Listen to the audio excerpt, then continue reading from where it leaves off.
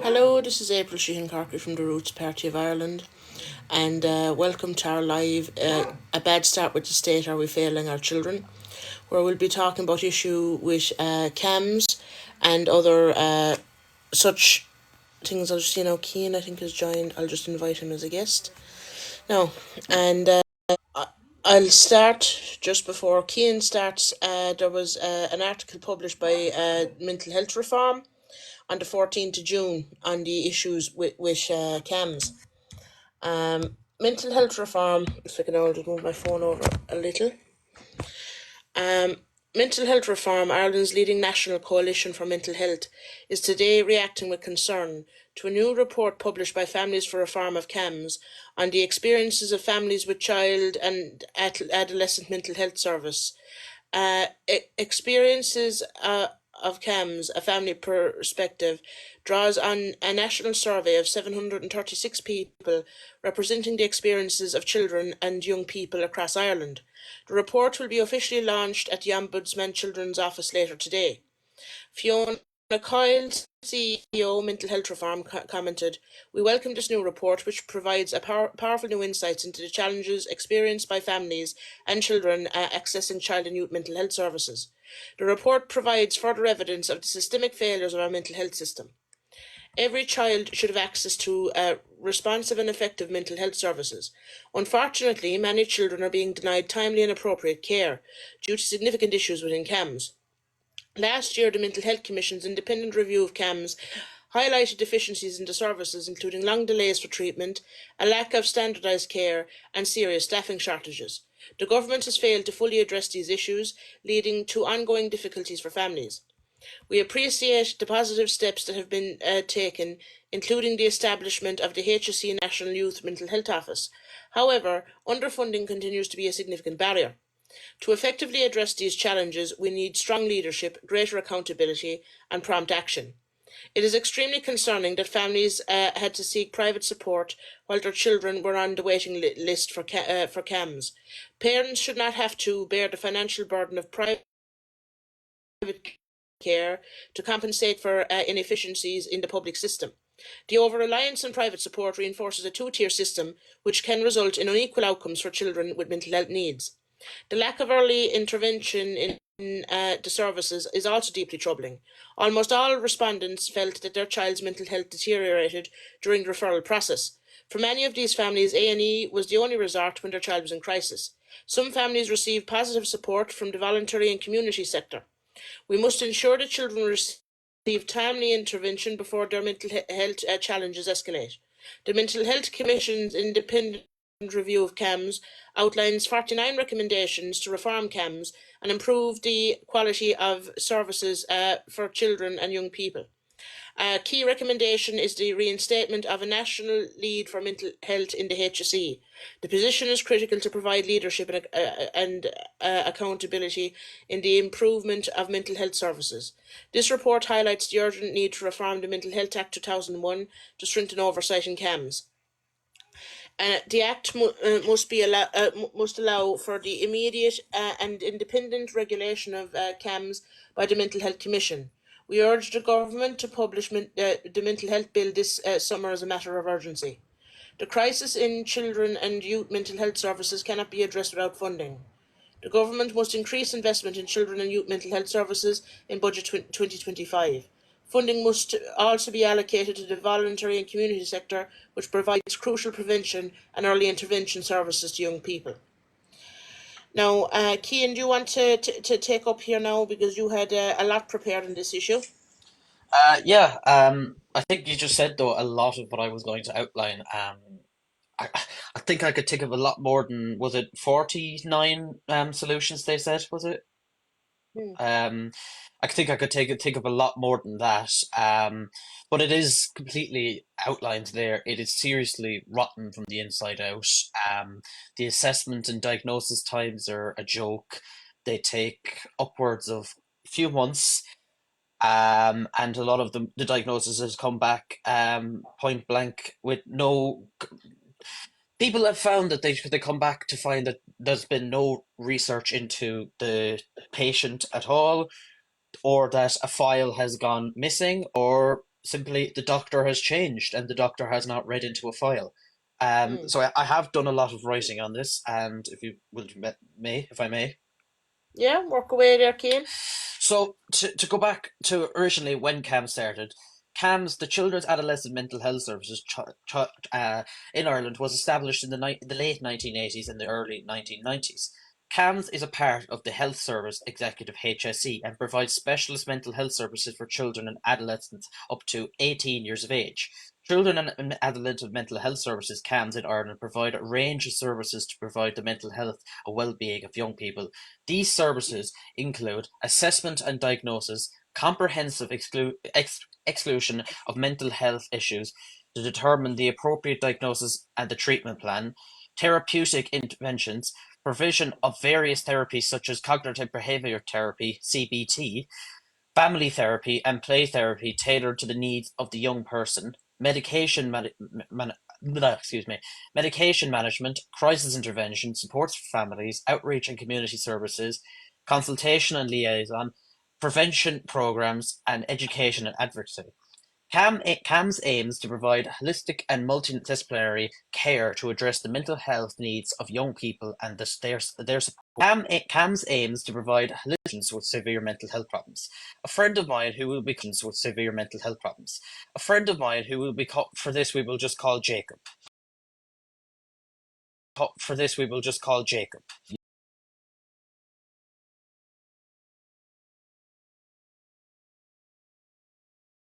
Young people and their support with severe mental health problems. A friend of mine who will be for this we will just call Jacob. Jacob had serious mental health issues and suffered heavily with his mental health over an extreme long period of time. With many my own nights spent talking to him over his threats to unalive himself, to me, which I had to deal with him to help him. I pleaded with him for the very longest time, and in 2022 he finally opened up to doctors. When he did, he was sent to A&E and sent to a psychiatric unit to be monitored for his threats of unalizing himself.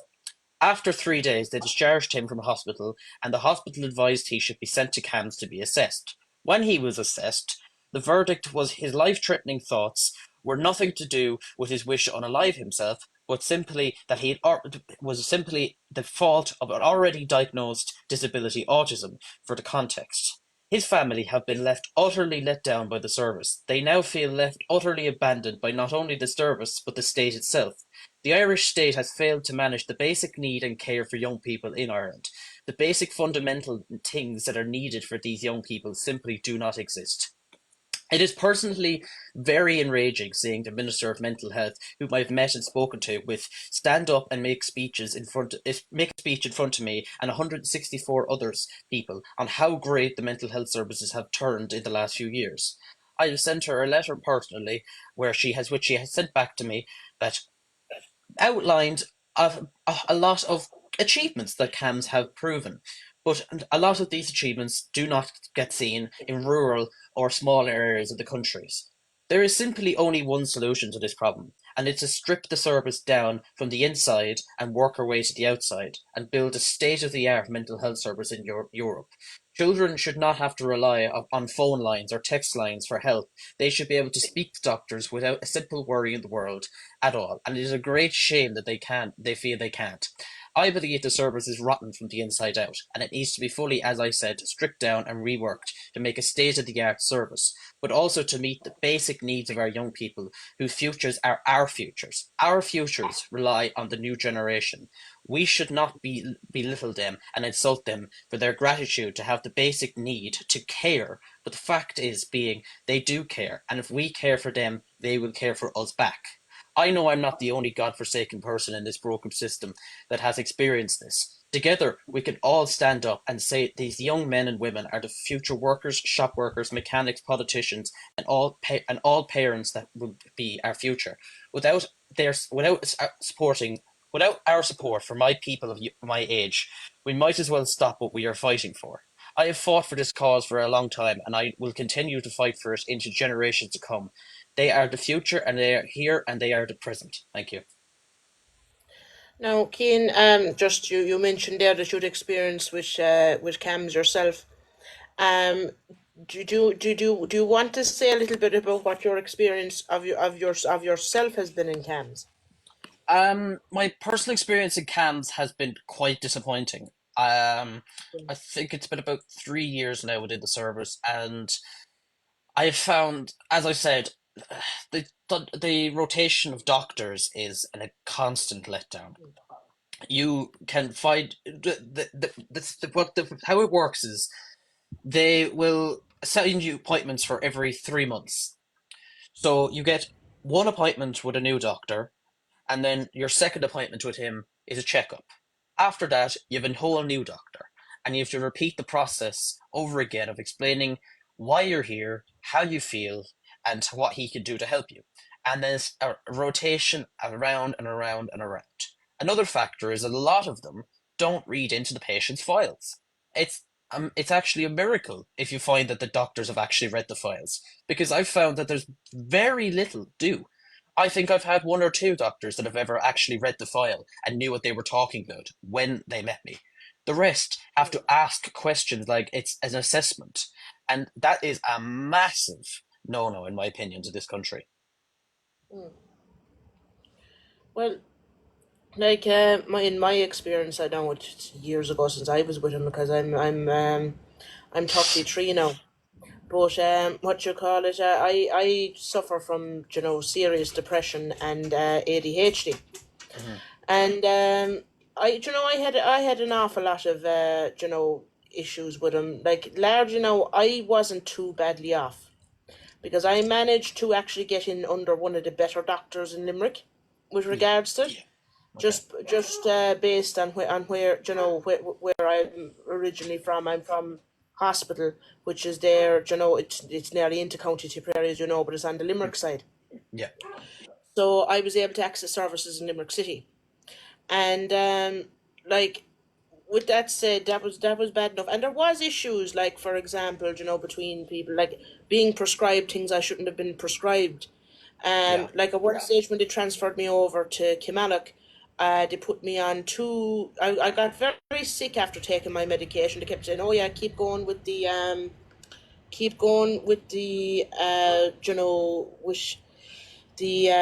the treatment and whatever else have you." But I was getting sicker and sicker until we started researching it. We found that the two different tablets they had me on uh, interacted with each other and formed some kind of a poisonous compound. I can't really remember what it was at the time. Mm, I'd say my I was God. about I'd say I was about 17ish around the time. Jesus. The other thing then was there was one of the medications they had me on, and it caused birth defects. So in order to be on that, even though I wasn't sexually active at the time, um, they had to prescribe me a long-acting contraceptive. So essentially, what happened then was the one they gave me was a thing called Depo-Provera, and I wasn't informed of it at the time, and no one knew about it at the time.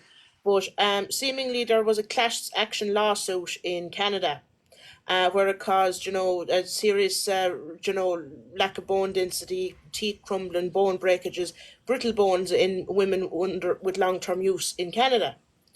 And what was the interesting thing was because it had been prescribed to me after the class action lawsuit. There was nothing that could be done because it was considered, yeah, no, the risks were known.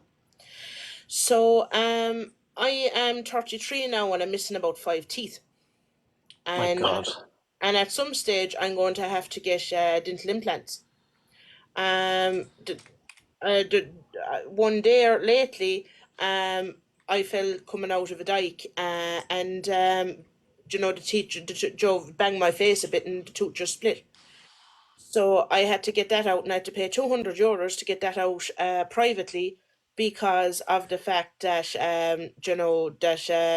our dental services is in a Hames as well, and I couldn't get, I couldn't wait with a half a tooth in my head about Joe for, Mm. to be seen publicly. Yeah. So basically, like there's been lots of issues like that. There's been other issues, like for example, you know, like at one stage, they had, while I was still in school, they Hmm. had a psychiatrist or some type, visiting the family resource centre. and as well as I'd have to go into town sometimes. I was kind of put on a bit less sort of a service if you didn't, because things weren't too bad with me at the time. Yeah. And and even down to the schools, I had a note. I had to leave for the appointment, which was next door to the school, and I was gone over there, and the vice principal of the school followed me over and went into the office and demanded to know why I was there. Okay. That's horrendous. Yeah. So, I mean, overall, like, I know children in this country are being failed by the system, because Yeah. I've experienced it myself. And I mean, that was sure going back up on 20 years ago. I'm not sure, I'm 33 now, I'd have been, but if someone can do the math. I'm not very good at doing mental maths. So, however bad it was then, there's even less funding and even less expected of the service now. Yeah. There is. And it's yeah. It definitely seems nothing has changed.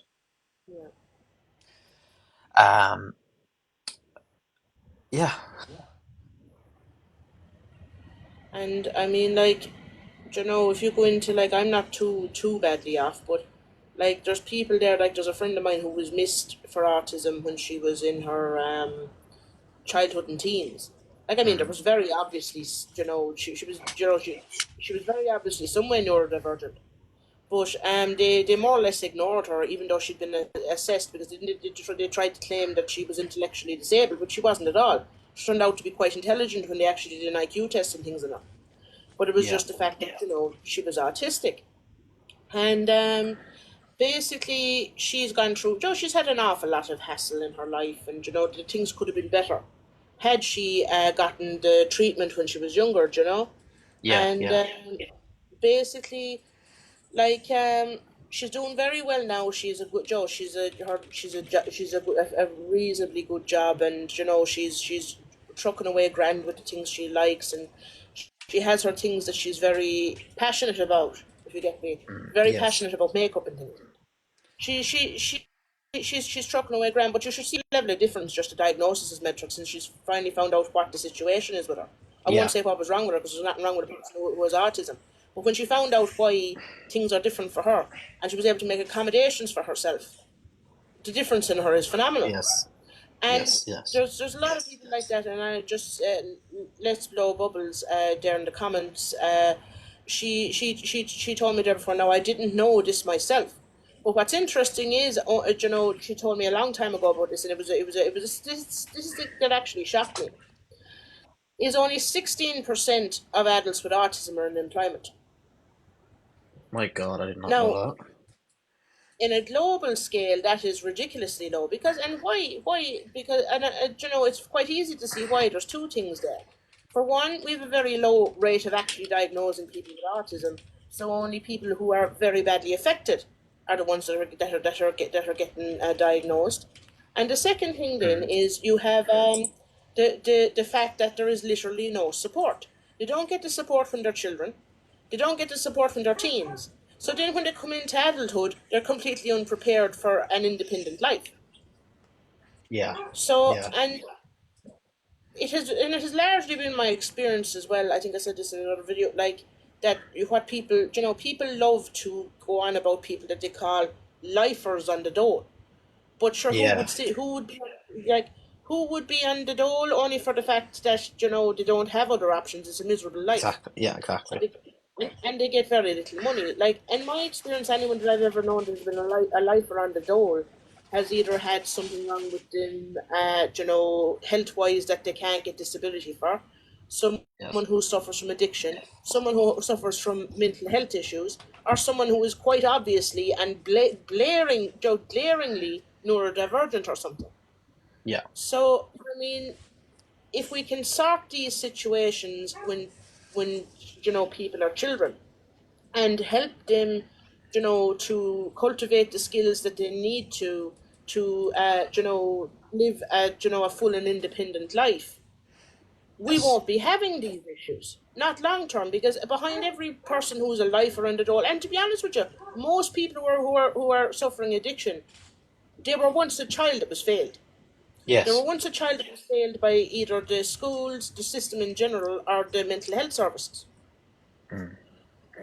Yeah, Yes. Yeah.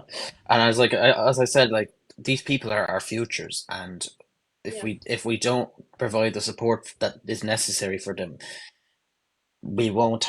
The future of this, the future will just degrade and degrade slower and slower, and it is quite enraging, as I said, to see politicians go on and on and on about the achievements, but I don't see any.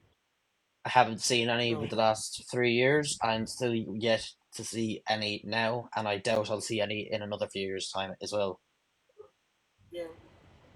Because, Now, sorry, I don't, no, continue. Sorry, I interrupted. I don't even know what I was going to say actually. Yeah, no, no. Like I don't know. Like when you started chatting to us, I don't know if she was around, but there was a girl now. She was with us there. Like she's still there, but she's just suffering very badly with her mental health, and she is an autistic woman, and that girl is the wrong word because she's older than me. She's 36, but what was I going to say? But she like I mean, for example, now a very very low grade of of an allowance or room made for autistic people is she needed to have dental work done, but she needed to have it done under sedation Yeah. because she'd be inclined to get a bit of a meltdown. Now she's not violent in meltdown, but she could meltdown, but she'd be freezing up and shaking and crying and things, right? Yes. And now, if you can imagine trying to do complicated dental surgery on someone who is, crying and shaking and having a meltdown, that's a serious health risk, really, to be honest with Yes. you. Yeah. And the Irish Health Services left her for, I would say, 6, 7 months with an abscess that had migrated into her sinus and was slowly poisoning her because they could not find allowances in the public health. Now she's on disability because Mhm. she has that and she has PTSD and a couple of other things. But she's on disability and she's often like she's not really that well able to even go as far as the shop by herself a lot of the time. So and she lives alone because of issues with her family Yes. and that kind of thing. Like I mean, she didn't have the best time of it. I mean, she doesn't have PTSD for no reason. Yeah. But like basically the situation is that they left her sitting there. I think it's about 7 months now, without having her, be seen to, uh, and she was supposed to go to Nuri, and Mm. it was another one of the political parties that said that set up her going to Nuri. We were kind of working on if that didn't work out, that we try and crowdfund it and send her to maybe the Czech Republic or Poland or something, right? Yeah. I see. And basically she's an awful lot of work to be done, and I mean that would be seriously arduously strenuous to actually have to send her abroad. I It don't is. Yeah. we would massively prefer not to have to do it Mm. because and it's not out of the fact that not wanting to get help or the fact that it would be expensive, which it would be. It's just the fact of that if that had to be done, it would be just such an arduous strain on herself. And so anyway, we were trying to figure out about it. I'm not really sure how things are at the moment, but they decided anyway that her mental health was too bad to treat her. So they put her on oh, I can't think of the name of the thing. Uh Land, I'll let you on there now shortly. I just wanted to finish what I'm saying here. So basically, they put so they're treating her with some kind of a hormonal thing for the fact that she has a bit of PMS, and they're treating her with a couple of different, mental health drugs. I'm not really sure what. Mm. So basically, what the situation is, and then she found out that it was that the reason why her appointment to Nuri was cancelled was because they rang her GP for notes on the for her notes. Do you know how you didn't need the GP's notes on a person before they can obviously put him under something? Yeah. And the GP's secretary seemingly turned around and said that she was too cracked and mentally ill for anyone to be doing anything with her dental wise. Oh, Jesus Christ. Yeah, Whereas what was actually needed, like she was going, like she was suffering from her mental health because she was in constant pain and constant rounds of antibiotic. She was spending most of her time puking. Now I don't know what way her stomach must be at this stage because of having to constantly be on antibiotics to stop her dying from the massive infection caused by the dental situation. Jesus Christ. And I mean, this is how we're treating autistic people. Mm, yeah, it is. It is. That is a really shocking story. Yeah. Um, no, I hope she's okay now. I really do hope for her Well, sake she's she is. Yeah. struggling away, like, and I mean, I Mm, said it to her, like, she'd want to sue that secretary, like, but, mm, like, at this point, like, she doesn't have she doesn't have we'll say, for want of a better, the spoons to be dealing with a situation like that. And she doesn't have what you call it, the money either. yeah, yeah, So, and just kind of, I agree. There's a few people on my list I'd like to sue yeah. because I have a load of stories about that type of stuff.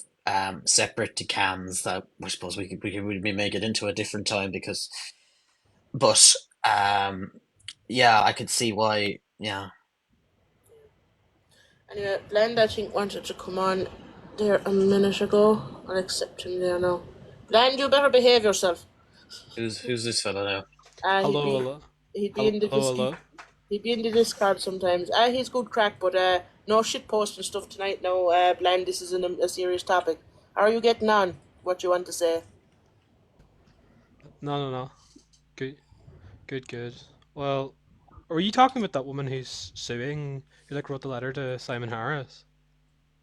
No, who? Oh, you mean who did the open letter to Simon Harris? Which one Yeah, is yeah, good for you at this point? Yeah, yeah, yeah. Yeah, I think she did. Yeah. yeah. Anyway, sorry, I think my internet's lagging a wee bit. Let me close. Let me like see if I can move closer to an internet source, Yeah. like an internet bot. Right, Keen.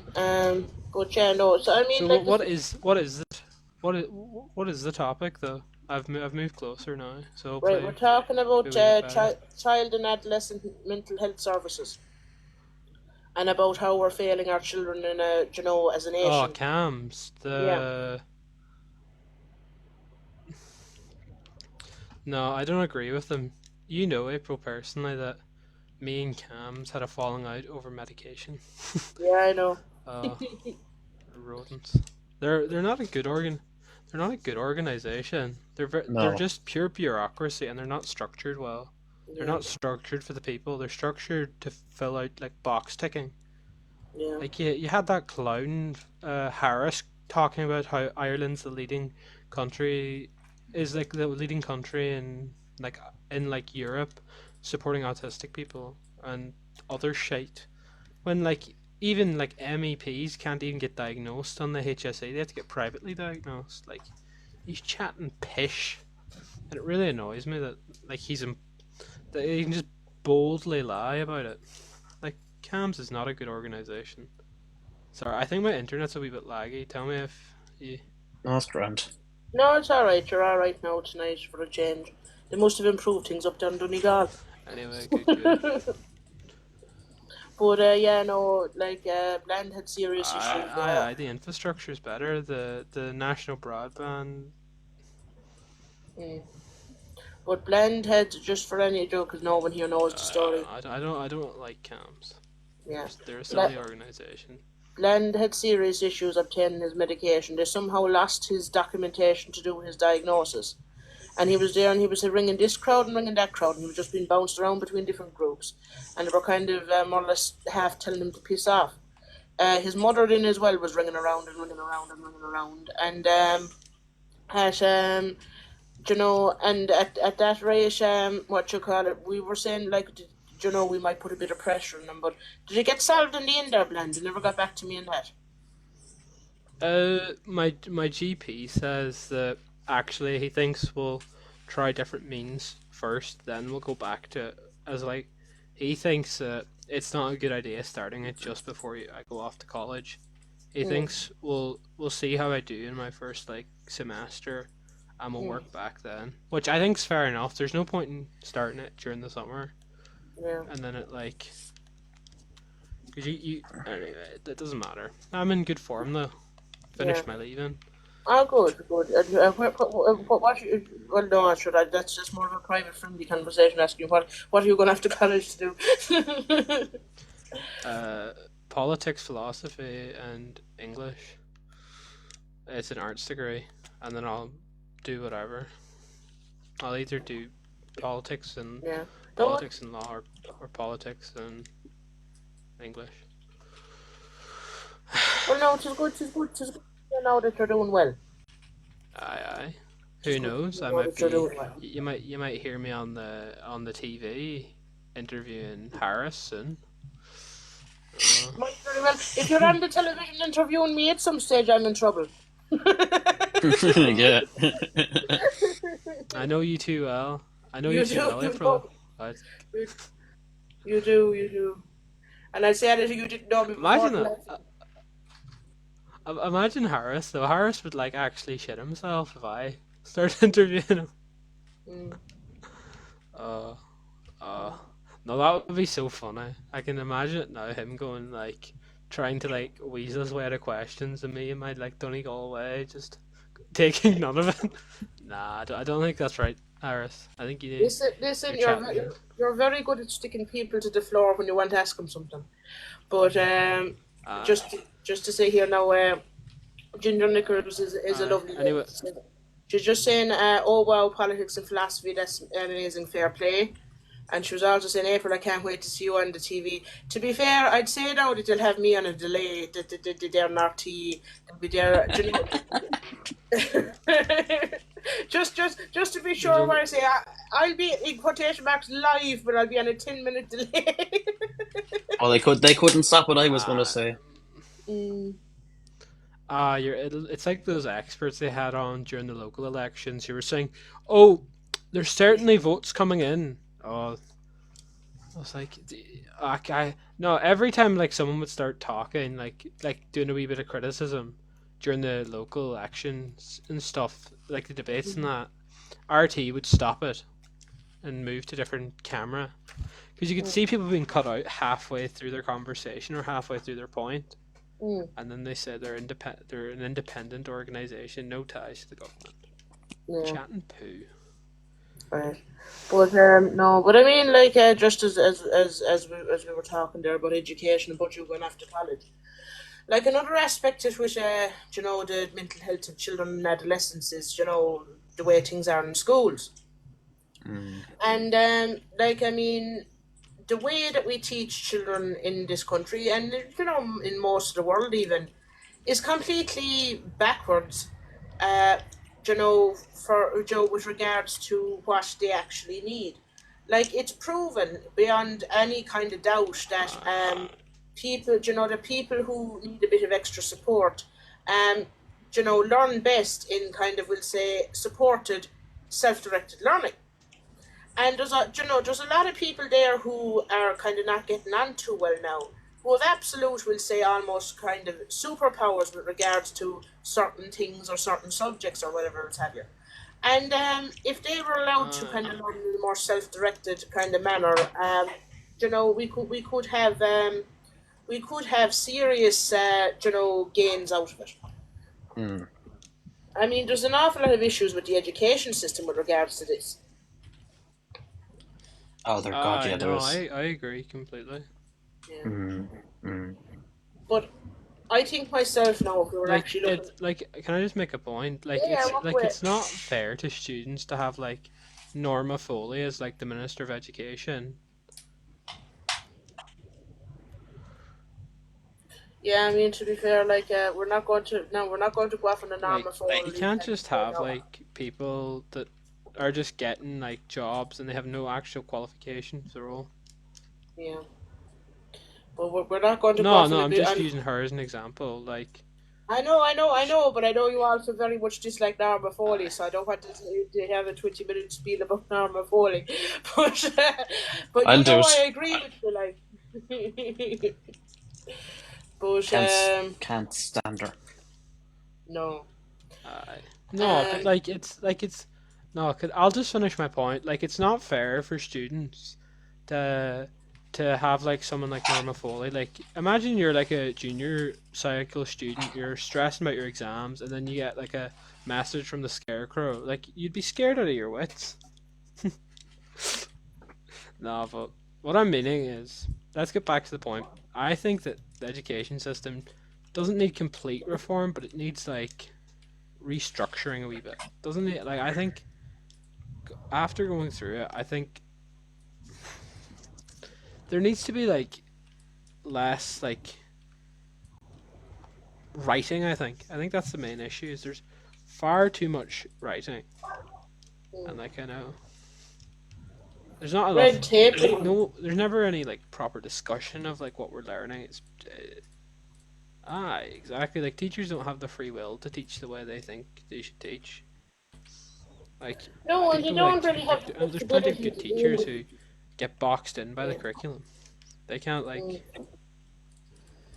But there's a This, sorry, go on, Keen, you I were going was, to say something. I was going to say there's like it's like a set handbook they're given by the government. You Yeah. must do this, you must do that, and that's how you must teach them. Mm. Well, you see, the thing about it is, the thing about it is that they're absolutely tied up. They can't tailor their teaching to the students that they're teaching, if you get me. Mm. And just I as know. the bubbles here in the comments is saying, more practical hands-on would benefit many, and it would, because an awful lot of people, find it easier to learn through doing rather than reading or what have you. So, I mean, that is a massive thing. Like, we do need more flexible learning, that it can be adapted to many, people of many different needs. That's amazing. I find that all giving students laptops increases their work their practicality in their work. Like they feel more productive, and they because they're in an environment with something similar to they use outside of school, they get more work done.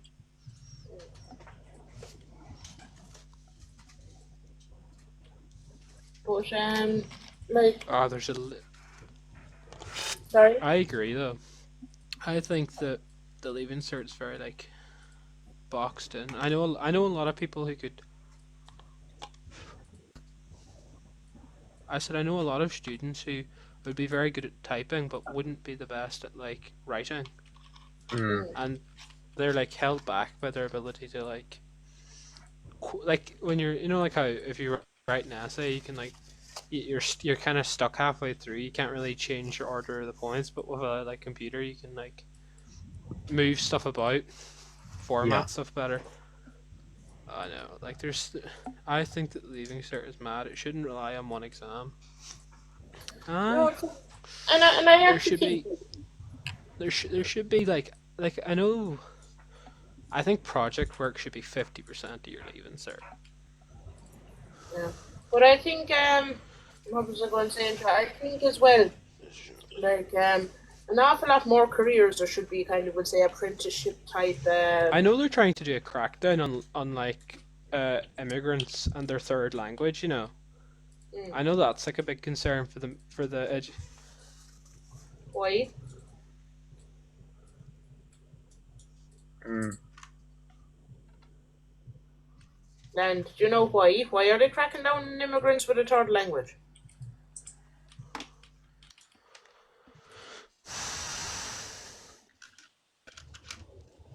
I don't know. But I'll Google it. yeah. But yeah, no, that's a strange one. But like, I mean, overall, and just as Ginger Nickers is saying here, uh, internships should include an array of professions, and that's true. And kind of, we'll say, more of an apprenticeship type pathway. Joe could be opened up for an awful lot of professions. And like, look, let's be fair. Let's be fair as well. Like, the points are far too high for doctors. I mean, I could see maybe 400 and something, if you get me. I can't even read that chat. I can't even read that chat. So what does it say? Oh, Ginger Knickers said to you, I think the Leaving Cert is mad and shouldn't rely on one exam, and you were replying to her. And then after that, she said internships should include an array of professions. So, but just as I was saying, I mean, look, like, okay, we know the doctors have to, be intelligent and well able to learn and things like that. But like, if you really think about it, right, we have an enormous shortage of doctors, right? And if Tons. they just dropped the points a small little bit, we'd have an awful lot more people studying medicine. And okay, if they kind of bombed the leaving cert a small bit, who minds so long as they pass their doctor's exams? Mm. And I don't even mean bomb the leaving cert. Like, I mean, if you just reduced it to like 450 or 4 or something, you know? 350. 350 now would be kind of getting into, what you call it, dog grooming territory there, but, with some of them, like, but do you know what I mean? Like, what is it? 600 points. You get 600 points to be a doctor, isn't it? Jesus. Yeah, I think it's six. Do you know what? I'll Google it now. I'll just Google that now. I, I, I think it's 600, but you also have to include, they do a secondary exam, like the HPAT. They do a Yeah. secondary exam that like bumps their points up. So like you see like those extreme.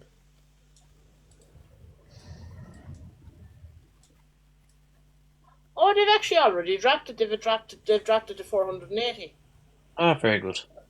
Yeah. Students must achieve Uh, the 480 point uh, criterion in the same sitting of the Leaving Cert exam.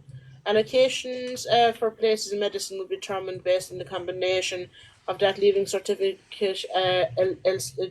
score and the HPAT Ireland score. Yeah, no, so you were right there. And Ginger uh, Nichols is saying nurses should be able to qualify for GP under print, and that is true. Like, I mean, if someone is already a nurse, they should be able to take further kind of bits of education, further bits of things, and become a doctor if they wanted to. Here, can I make like a wee point? Yeah, This has just came to me, and it's kind of just. I think you know how like you see a lot of like these old people. Now I'm gonna say old. I mean like people who are like 70 plus complaining that all the doctors in their hospital are like foreign. mm, What I've realized is the reason that is basically the HSE is doing the equivalent of slave labor, but for intelligent people. These doctors from India are yeah. willing to take the poor paid salaries, while the Irish doctors are just saying, fuck that, I'm moving, and going to like America. Honestly, it's both that. And I'm not, an awful lot of doctors will tell you that their main objection is the working conditions, not even what they're paid. So I mean, like, I'll be honest with you. It seems quite simple on the surface how to solve the health service. Hire twice as many doctors, and you could even get away with paying them a little bit less. That's essentially it. They're leaving because of the fact that they know the ridiculous hours and the ridiculous grind that they're going to have to do to continue to work in medicine, and No, as well that's as what. that, like, yeah, Sorry. and the interesting thing there as well is, like, for example, with the mental health services, there's less paid. There's less money paid to the mental health services out of the HSE budget, and that's all the mental health services, than there is paid to corporate welfare. I mean, they're only spending a couple of billion on mental health services, and that includes Mm. addiction and everything. Here, can I just make a like point?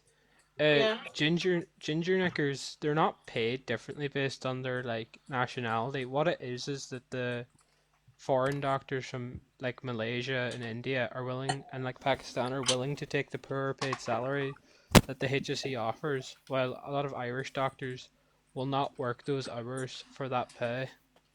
So it's not like they're going, oh, you're an Indian doctor, we'll pay you this. You're an Irish doctor, you'll pay that. It's just that most Irish doctors, when they qualify, fuck off. They go, I'm not staying here. I'm going on a wee adventure over to England or Australia or America, where I'll get paid privately. Even I know the NHS isn't perfect, but even the NHS doctors get paid better than the HSE ones. It's,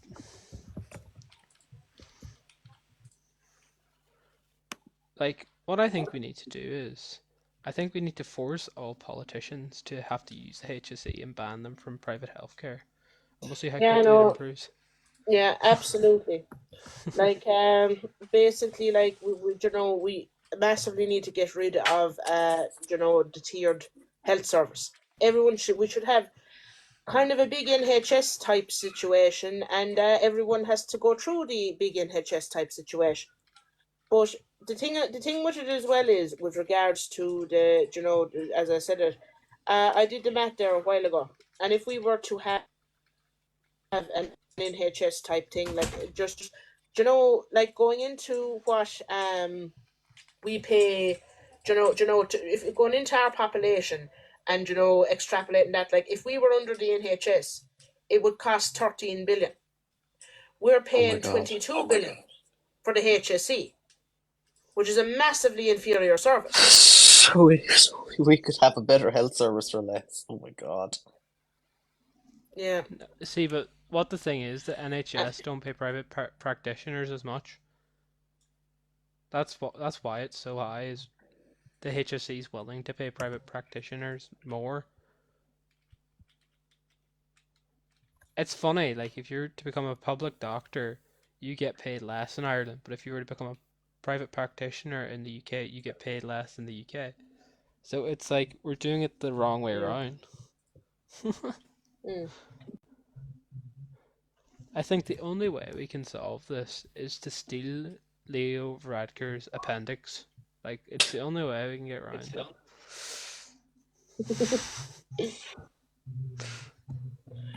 uh, but The the only two TDs I've seen like actually comment on how bad the HSE in recent are the Healy Rays, and that's when you know we're far gone when the Healy Rays are the ones advocating for us to change the HSE. yeah. Well, what's funny about that is to be interested to see which one of their young lads has recently become a doctor. But it's like, it is like, the joke about him fixing the roads. Do you know why that is? They have their own road building company that gets subcontracted to Kerry County Council. So essentially, they're getting paid for fixing the roads, and they're getting paid above and the doll for having fixed the roads. Jesus Christ. Yeah. But Doug, I'm not going to say much about the Healy Rays. No, as they say, where there's a will, there's a paycheck. Yeah. But no, like for example, George, someone in my family who now we're in County Limerick, like we're not even in County Kerry, and the only way that he could get his cataracts dealt with before he went completely blind was the Healy Rays organised a bus carrying people from Kerry to Northern Ireland I know. to get their It eyes just done. it just shows how far gone we are that we're paying the NHS to take on our back burner. Yeah. No, it is. It's absolute. Uh, Can I just make a point? yeah. See the hospital in Letterkenny. Mm, That's in Donegal for anyone who's not from Ireland or anything. Donegal is kind of like the forgotten county, probably the best county in my opinion. But anyway, uh, Where's that? it Never doesn't. heard of it. Sorry. But anyway, it's not fit for anything. Everything is getting moved to Sligo or Galway or Derry. So they're literally it's currently it's just a big A&E. That's legit what it is. It's a big A&E. mm. Because there was a person who got a bit of glass in their eye and instead of them solving it in Letterkenny, do you know what they did? They got them into an ambulance and took them to Sligo to deal with it because it was cheaper. It's cheaper to move everything to Sligo and pay to transport people than it is to just have a doctor on call that can operate in the eye Mm. to remove. Like, imagine like someone, like there was a case where like a gate fell on someone, and you know what they did? This person's like spine's basically crushed. Mm. They got them into a helicopter and flew them to Galway. Like this person's like any wrong movement and they could go paralyzed, and they decided, you know what? Instead of sending a surgeon up like this very minute, we'll just fly them to Galway. Should be grand. But listen. Now I'm in County Limerick, right? And there was a time there where they closed down the heart attack unit in Limerick, and anyone in Limerick, Kerry, Tipperary, or anywhere that had a heart attack had to be rushed to Galway. So I kind of wonder what kind of political pull is in Galway that they seem to have everything. But We're if we don't laugh, we'll actually cry. yeah, Well, it's like they're planning on they're planning on shutting down the they're planning on shutting down the gynecology unit in Letterkenny. yeah. So like these women who are like in labour are now going to have to probably go to some hospital nearby. They're probably going to have to go across the border to Derry. Aye. Or Oh dear. who knows, they might like put them in a helicopter and fly them to fucking Hollywood. Fly him to try the worst maternity unit in the country. But Your baby will be delivered by Mr. Danny Healy-Rae himself. he will, yeah, and he'll come out, and when he comes out, he'll give him a doody in the flat cap. The a doody instead of a dodo. it's it's mental. For anyone, It's what no, just sorry. one second. I just realized, for anyone who don't know what a doody is, do you know those old-fashioned clay pipes?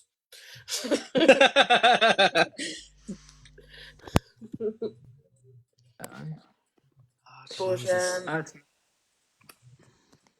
someone in the comments said there, I think it was, yeah, Michael Durden said, isn't the Irish government subsidising the NHS in the north?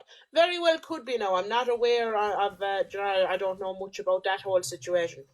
But another thing there as well is was like it would be massively setting back the whole United Ireland idea, because an awful lot of people up north are looking down here and looking at our health service and saying, do you know what? Okay, I might put nationalism aside. Would you look at the state of them having to come up here to get any kind of treatment? Yeah. And Janet Dolan saying maternity ward you give birth in, not the gynecological ward. I mean, that's fair enough, but you see, you also have to understand I'm having this discussion here with two lads. So, you know, like, I don't know whether he meant maternity or gynecology ward, and I wasn't going to look up the services in Letterkenny to find out. But They're either way, connected. anyone who needs anything in that line done downstairs is going to have to go elsewhere because they're not going to get it done in Donegal. They're connected. That's the deal, is that the both of the units are connected, so they're both being debated, being moved. Yeah. But look, I mean, tis to such a state. Sure, I mean, there's none of that in. Like, for example, if you're having a baby in Munster, right? God forbid. And yeah, and we'll say if you're from Clare or you're from Tipperary, Poor people. you have to turn up to Limerick to have a baby. And what's interesting about that is in West Limerick, you are about an hour from Limerick City. So I mean that's kind of the situation. Like, it's not much good to, and like, I mean, you're about an hour and a half away from it in a lot of Tipperary. So I mean you'd be better off kind of try and lay down the field to have it in a lot of Munster. You know, if you're going to be having, but we're after getting kind of sidetracked now, talking about the whole gynecology situation, which is, I suppose, it is related to children and adolescents, but we're going a bit too far back into Oh, sure. We're a bit into crack. timeline. But yeah, I'll say I don't know. I was just told by someone that they're not closing it down. Maybe they're just shrinking it. I'm not gonna sit here and debate on hit whispers, but I know they're doing something. They might not be closing them, but they're certainly Um, sucking funds out. I'll just look it up quickly now to just see that. I'm not gonna debate with Jeanette. I'm not gonna say she's wrong. I'm right. You know, No. it may be well that but I was very much informed that because the joke was that all the children will have to be born in Derry, so they'll all have UK passports. That'd be funny. Uh, Checking out there's something here. Question of accountability.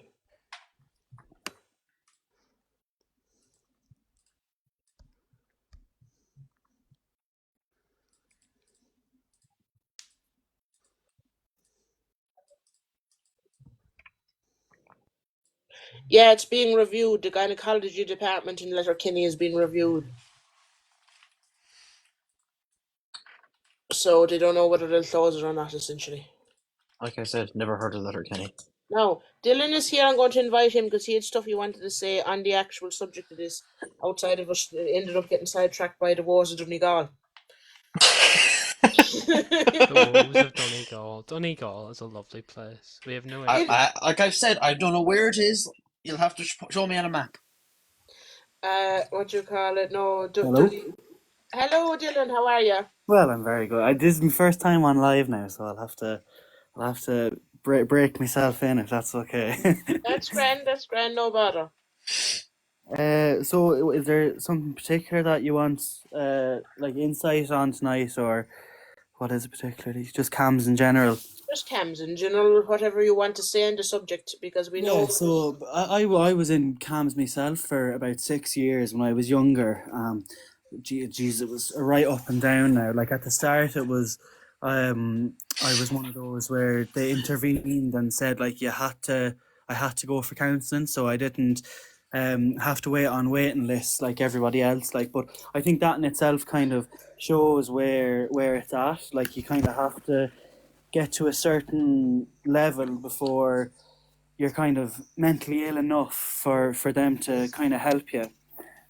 So then there was many times like I've been to the hospital and stuff like that then as well, and it's kind of, it's kind of the HSE services like in the Department of Psychiatry in hospitals, especially in Kilkenny, like where I'm from, is shocking. Like there's No, no, they're a load of shit. yeah, like there's no security in the DOP in Kilkenny, and unfortunately, it gets a lot of drug addicts rather than people who are struggling with mental health. And then there's never really like much services provided to them from there. It's kind of you're there until you're for help until you're discharged, kind of.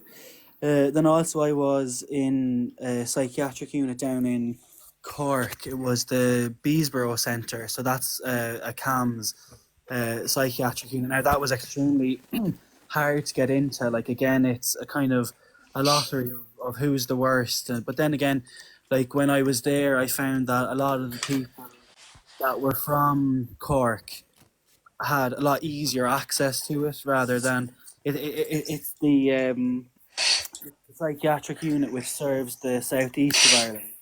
So Yeah. that so anyone from the south as well also has to go in there. Now obviously it was completely state funded, like it was free and everything, but we had to get help from two TDs in order to get in there. And then when I was in there, the maximum capacity of patients was 6, while the actual place itself was built for 24. So they're not even operating at full capacity, even though there's such a requirement for them. And like I Yeah. know they had a mix of staff and agency nurses at the same time. So I don't know. I don't know if it's a staffing issue or what, but like the rooms were there, they just weren't being used. You know what I mean? So when there's such an outcry for mental health support and they're only taking 6 people for like most people were there for a length of at least 2 months, kind of. So yeah.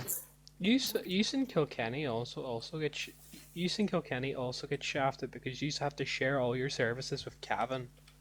No, Oh, with really? Carlo. Carlo. Sorry, Carlo, Yeah, Carlo. Carlo.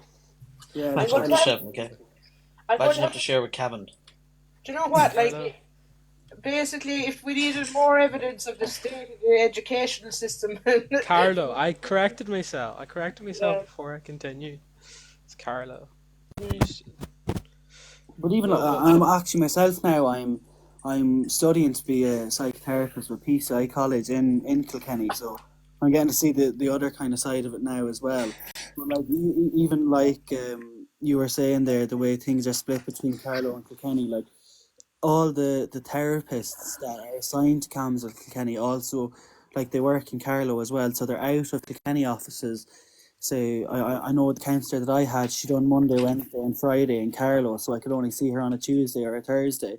So it kind of limits the access to people in Kilkenny and Carlow as well. Do you know what I mean? When you have kind of one person, she can't, like, they can't split themselves in two, basically. Do you know what I mean? Mm, yeah, yeah, might be time to pull it back to being just one county each. Yeah. yeah. no. We can't have that. That would That would give Jay more like stuff. Jay, the co-party leader. I can't have him being any happier. Lad. There's no point in trying to rile up Jay because Jay is in Mayo at the moment, and he's not watching this tonight. That's sad. Sorry. I agree though. They should be one county. I was just hoping that Jay might be lurking. Mm. See like an angry message. Yeah, but that's kind of all I kind of contribute. Like, that's the kind of experience that I had. Like, I could see that there is necessarily space. It's just not being used in a lot of places. You know what I mean? And then as well, for people in rural areas, like the likes of counselling and therapy is a lot harder. And there's, like, I know one week there you were talking about like the bus routes, that there's not as much bus routes in local areas. Like, for if you think someone like our age, like teenagers or in their 20s, like myself, like, who doesn't drive, like, they don't necessarily have access to therapy and stuff like that if they don't have someone who can give them a lift or something as well. Do you know? So it's another barrier, basically. Mm. No, it is, and like with regards to rural areas as well, like you've an awful distance to travel for mental health services in rural areas because you know, like for example, as I said in County Limerick, you've over everything is in Limerick City, so you've over an hour to travel for anything to do with children. Like there is a, I think you know there is a couple of there's a service in West Limerick and a service in East Limerick for adults, but if you have a child who has a mental health issue, and imagine now if you were working Yeah. and you have to book time off work and you have to get the child out of school and you have an hour there and you have maybe an hour of a session, you have an hour back, so that's a half a day gone. Yeah, and even that's the thing as well. Then, with like the availability being limited with therapists because of the fact that they're split between different areas and stuff like that. Like, maybe they do community work as well in community health centers or something like that. Like, they're always moving around. I think another thing then is, I don't know if it's as much of a problem in like state run counselling and therapy, but it's just that even though there is the IACP, which regulates like the kind of education of therapy, there's no governing board which kind of regulates the therapy that's actually provided. So if I'm a therapist and I want to like try something new with a client, that's completely up to my own discretion, rather than, like, I don't have to basically check with someone if it's okay if I take this approach with the person. Like, it's kind of completely in my hands. You know what I mean? So Like you could start doing some like Freudian yeah. like stuff, and like they're Yeah. just gonna go grand. We'll see how it goes. And I'd just like to say here, let's blow bubbles and public transport isn't that it absolutely isn't. Because you know there's no way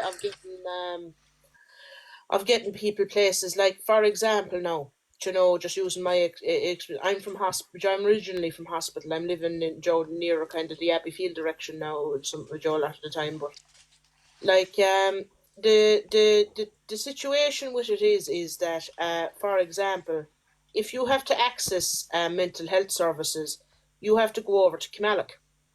There is no public transport between hospital and Kilmallock. Kilmallock is 12 miles out the road, but you would have to get a bus into Limerick City and get another bus out to Kilmallock. So you've over a 2 hour round trip to access any services in Kilmallock, and all of our services are over in Kilmallock. Mm-hmm. It doesn't matter whether you're talking about mental health services. It doesn't matter if you're talking about the social welfare. It doesn't even matter if you're talking about, even for example, Chagas. That's all over in Kilmallock.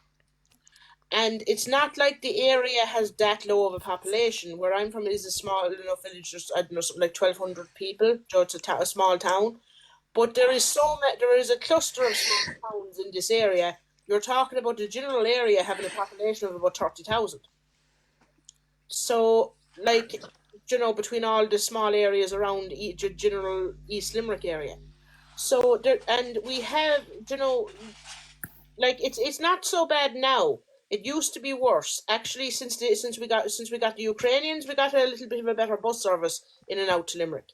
But like before that, you were talking about you'd have one bus going in, at about 7 o'clock in the morning, and not another one going in until 1 o'clock in the day, and you only had one bus back out, which was leaving at 5:20.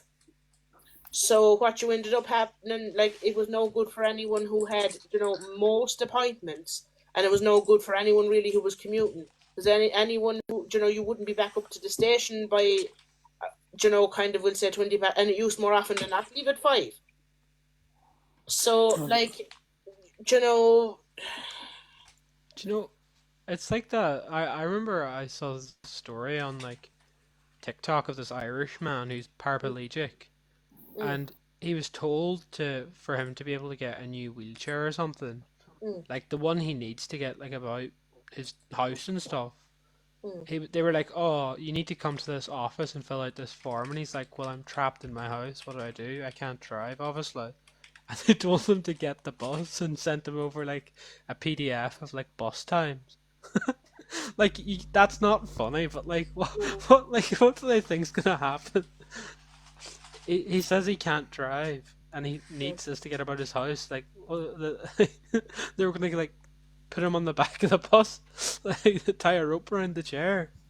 Like mm, that's not logical, and like they don't see that as that because they see that, oh, there's a bus at this time. We'll send over like these documents because I know like another person whose family never drove. Like his parents both came here from Lithuania, and when his sister was ill, they asked if like they could get like a ticket for like a taxi or something so they could see the daughter, and they were told, no, you're just gonna have to like pay, and it was costing them like €70 every day just to mm, see their daughter because it was in like an area that was outside of the like bus range.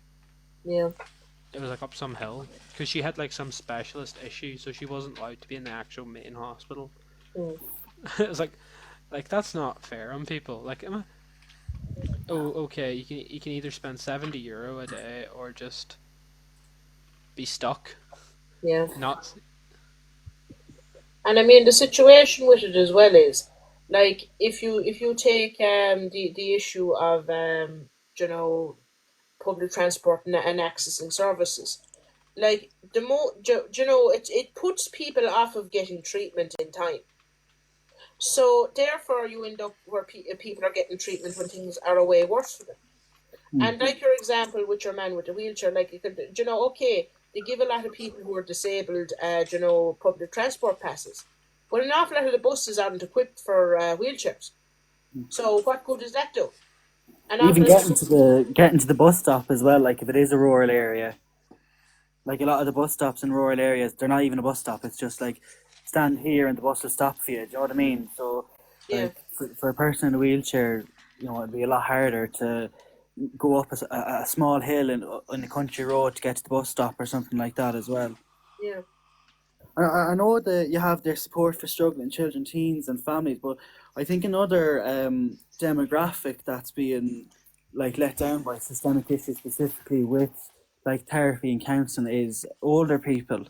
Like I Yeah. think, especially in Ireland, when I worked in nursing homes for a while, and I like saw the kind of effects on older people, and like when they're put into nursing homes, they're provided with that like physical and personal care, but there's never really that kind of emotional or kind of mental support. They do have art therapy and stuff like that, but I don't think like a lot of them have the chance to kind of reflect on maybe mistakes or regrets that they have from their life, or like a lot of them deal with grief as well, and they grew up in periods where like these emotions weren't talked about and processed, but because of the developments in like society now, like they feel more comfortable in talking about these things, and men especially are a lot more comfortable being open. Do you know what I mean? Like there was one man that I looked after, and um, I used to get to bring him to a pub on a Friday, and like he used to tell me a lot of things about like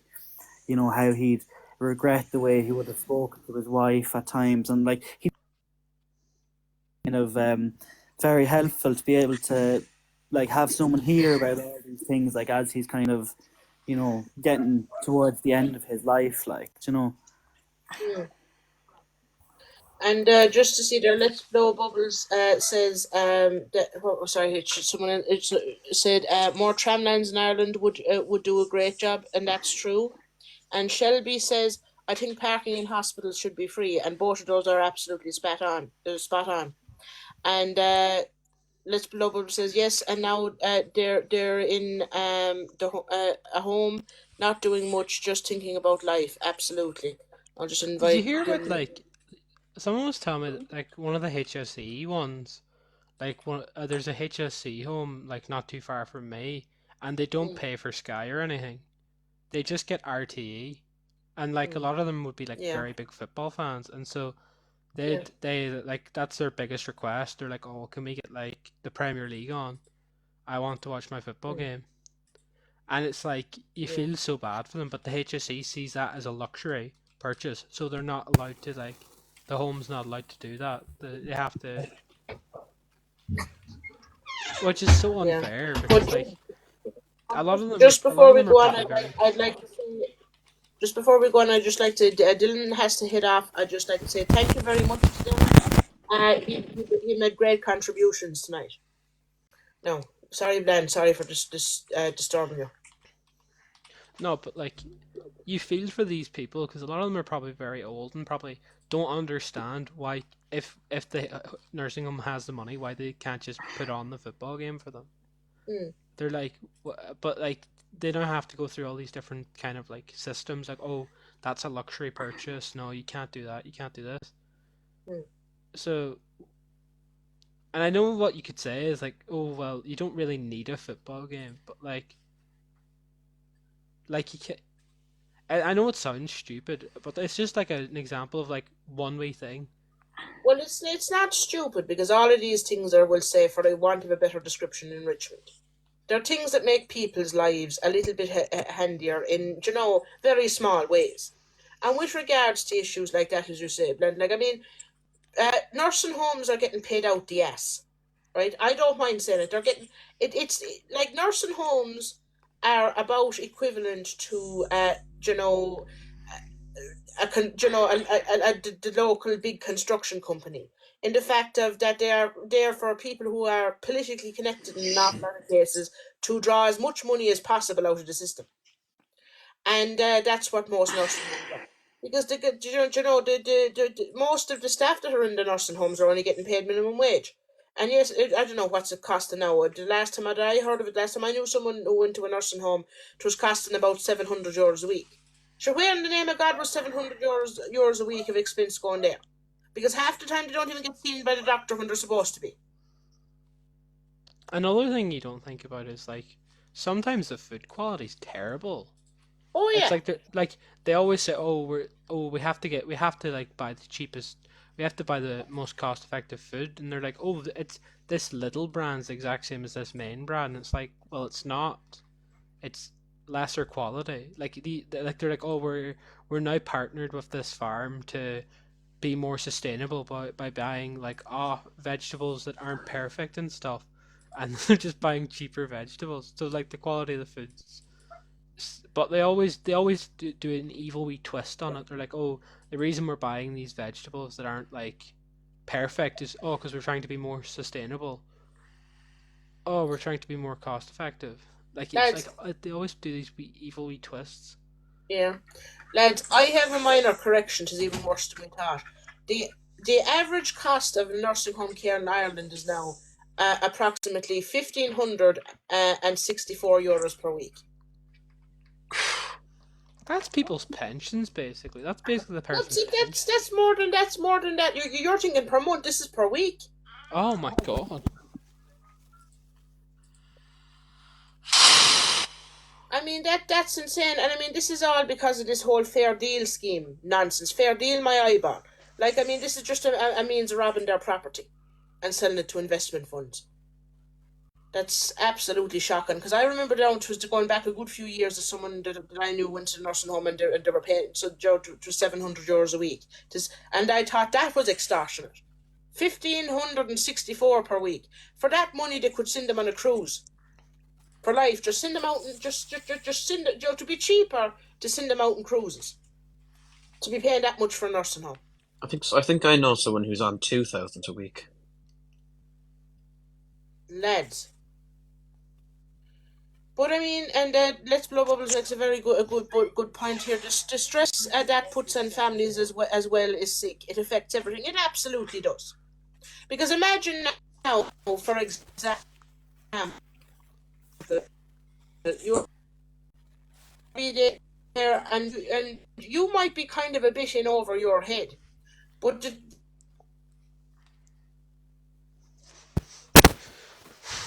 for example, is, and they mightn't have too much going on work-wise because the deal is that they're supposed to look after their mother and they get the house, right? And can you imagine there now if you're struggling with your head nearly going underwater, not able to deal with, for example, someone with severe Alzheimer's that needs more help than you can give them, and to be looking at, I am going. Yes, I have gaps in my work history over being a carer, and then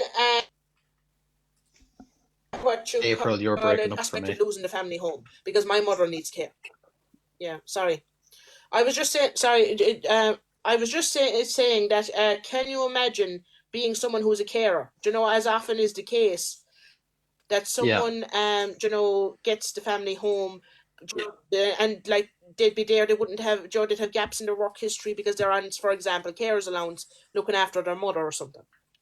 And then to Mm. turn around and have the choice, say for example, if you're dealing with a case of very bad Alzheimer's or something, and you're not able to give them the care that they truly need, and to be faced with the choice of how in the name of God am I going to be able to come up with €1,564 per week to get him cared for, or I'm going to have to give up the home, I've give seen up it. the family home. I've Yeah. seen it. I've seen people that I've seen one person already in my life. Who was in nursing home under the fair deal for so long that he had to sell his house, and another person I know at the moment is going that way. No, Mm, but it's So it's just mental. It's yeah. so mental how they get away with it. Mm, Because it's not like you can just go in there for like a year or two and then go, all right, it's now getting a bit harsh. I need to leave. Once they get you in there, you're like trapped basically. oh yeah. There's no like pulling you out or changing you. You're just kind of like, oh right, you're here for the rest of your thing. Luckily, my granny is a carer. She's like cared for like multiple people. So when her friend like became dementia ridden, I know that's a very bad way of saying it. When her friend started suffering from dementia, she was able to care for them, like be their full time carer. But like most people don't have that in their lives. Most people don't have someone who can do that, and most people can't do it. Yeah. We should be building retirement villages, especially of our aging population. I don't know about that. I think we should be trying to get our population to be a wee bit younger. Like, that's just my opinion. Plan. We don't have time machines, and I mean, don't be I trying to know, think but of good like, excuses for. Actually, no, I'm not going to make that joke because we got a strike last week for what you call it. Nothing Yeah. for nothing. I know, but I know what what the person meant, but like, I'm thinking aging population in the sense of like the the statistic way, where it means like your population's on average is getting older and older every year. Sorry, that was a mind bleep, but like. Yeah. I was thinking of it in the like the other way of like aging population in terms of statistics. No, they're right. We I'll admit I was a bit done in. I get what they mean now. That because we're living longer, we'll have to build. Sorry, I apologize. But also, seemingly, the just on the original topic, the residential care for people who are, disabled, is absolutely insane as well. They're going on about a family having to pay a resident in a disability care home had to pay €4,000 to cover the cost of a 5-day holiday in Donegal. An inspector's report is. I'm just going to open here now. It's the Independent, which is absolutely dire. 1 second now. It Like just has to load a minute. you know it's bad when they have to come to Donegal. Oh God, no! I'd suffer with my mental health than to go to Donegal. No. To be honest though, I'm always curious. What happens to people who like to like let's say like a family or two poor to be able to afford to like send their put their like kid into like the actual like residential care and that, like, do they just have to deal with it? Like, is there like a system where the person can go into like a home supported living and that, or do you just have to always pay for it? Well, I think, now, just like this might be done away with now, but there used to be a thing where someone could be made a ward of the state, and they'd be put into very, very bad quality disability accommodation. But that's kind of the situation of it. Um, So is it basically like no, it's free, but they have to pay towards the house bills, shopping, TV, etc. Oh, I will. I didn't know that. That's mad. I wonder what would happen if like someone was like all comes out of their disability allowance. Oh, I didn't know that. That's interesting. So it's like even if they're like orphaned, let's say like this is very tragic. Let's say like there's a highly disabled person and then both their parents get in a car crash and die. They're not like just like buggered. They're like there is a system within the state on what would happen in that case. There is, but like from what I'm aware, conditions in such places don't tend to be great. Aye. Oh, it's like this new thing to do with like single mothers. You know, like as like the state's trying to like put on their funny mask on being gender equality, they're like Mm. now trying to reduce like single mother payments and like supports for single mothers. Or I like didn't hear about that now. Can you tell us more about it's that? do you know because of the referendum to Yeah. do with like the mother's place in the home? There was like Mm. another politician. I don't know if they're in the Shannon or if they're in the or if they were in the actual doll. I Mm. forget. They were talking about how like it's a bit bad that a lot of policies say single mother instead of single parent. Mm. But I think the reason this like it was being debated is it's harder to prove that you're a single parent for some reason. It's like weird. It's the way with like how a lot of our laws were written during like the 90s and that. Yeah. Like a lot of like you know like social service policies are like wrote in a way that it like favors women. And so if you try to be a single parent instead of a single mother, it's like harder.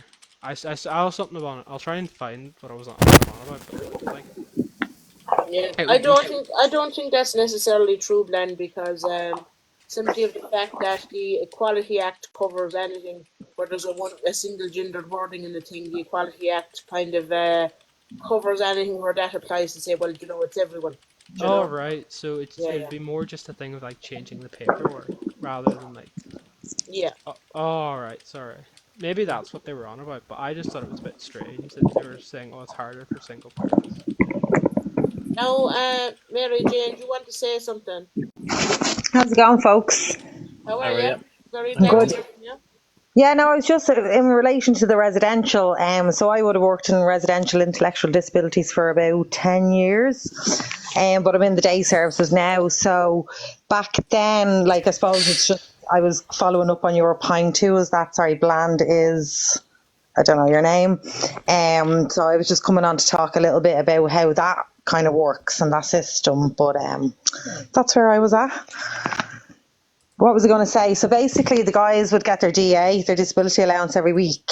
And when they're in residential care, like they have to contribute towards the house.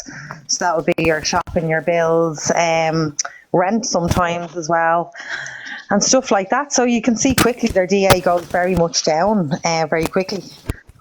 And especially with the cost of living. So that's where it's at now. So there was a lot of conjugated settings back in the day, and now we're being pushed more and more out to the communities and stuff like that. So they're trying to go down that route as much as they can. But yeah, so I was just coming on to kind of clarify that little point there about residential, and there's no places. I mean, there's waiting lists for, like, it's unreal at this stage. Families are crying out, and yeah, there's nothing becoming available. It's unbelievable. And then HICWA came in, to look at all the, like that, looking at all the decisions that have been made and if the places was suitable or not.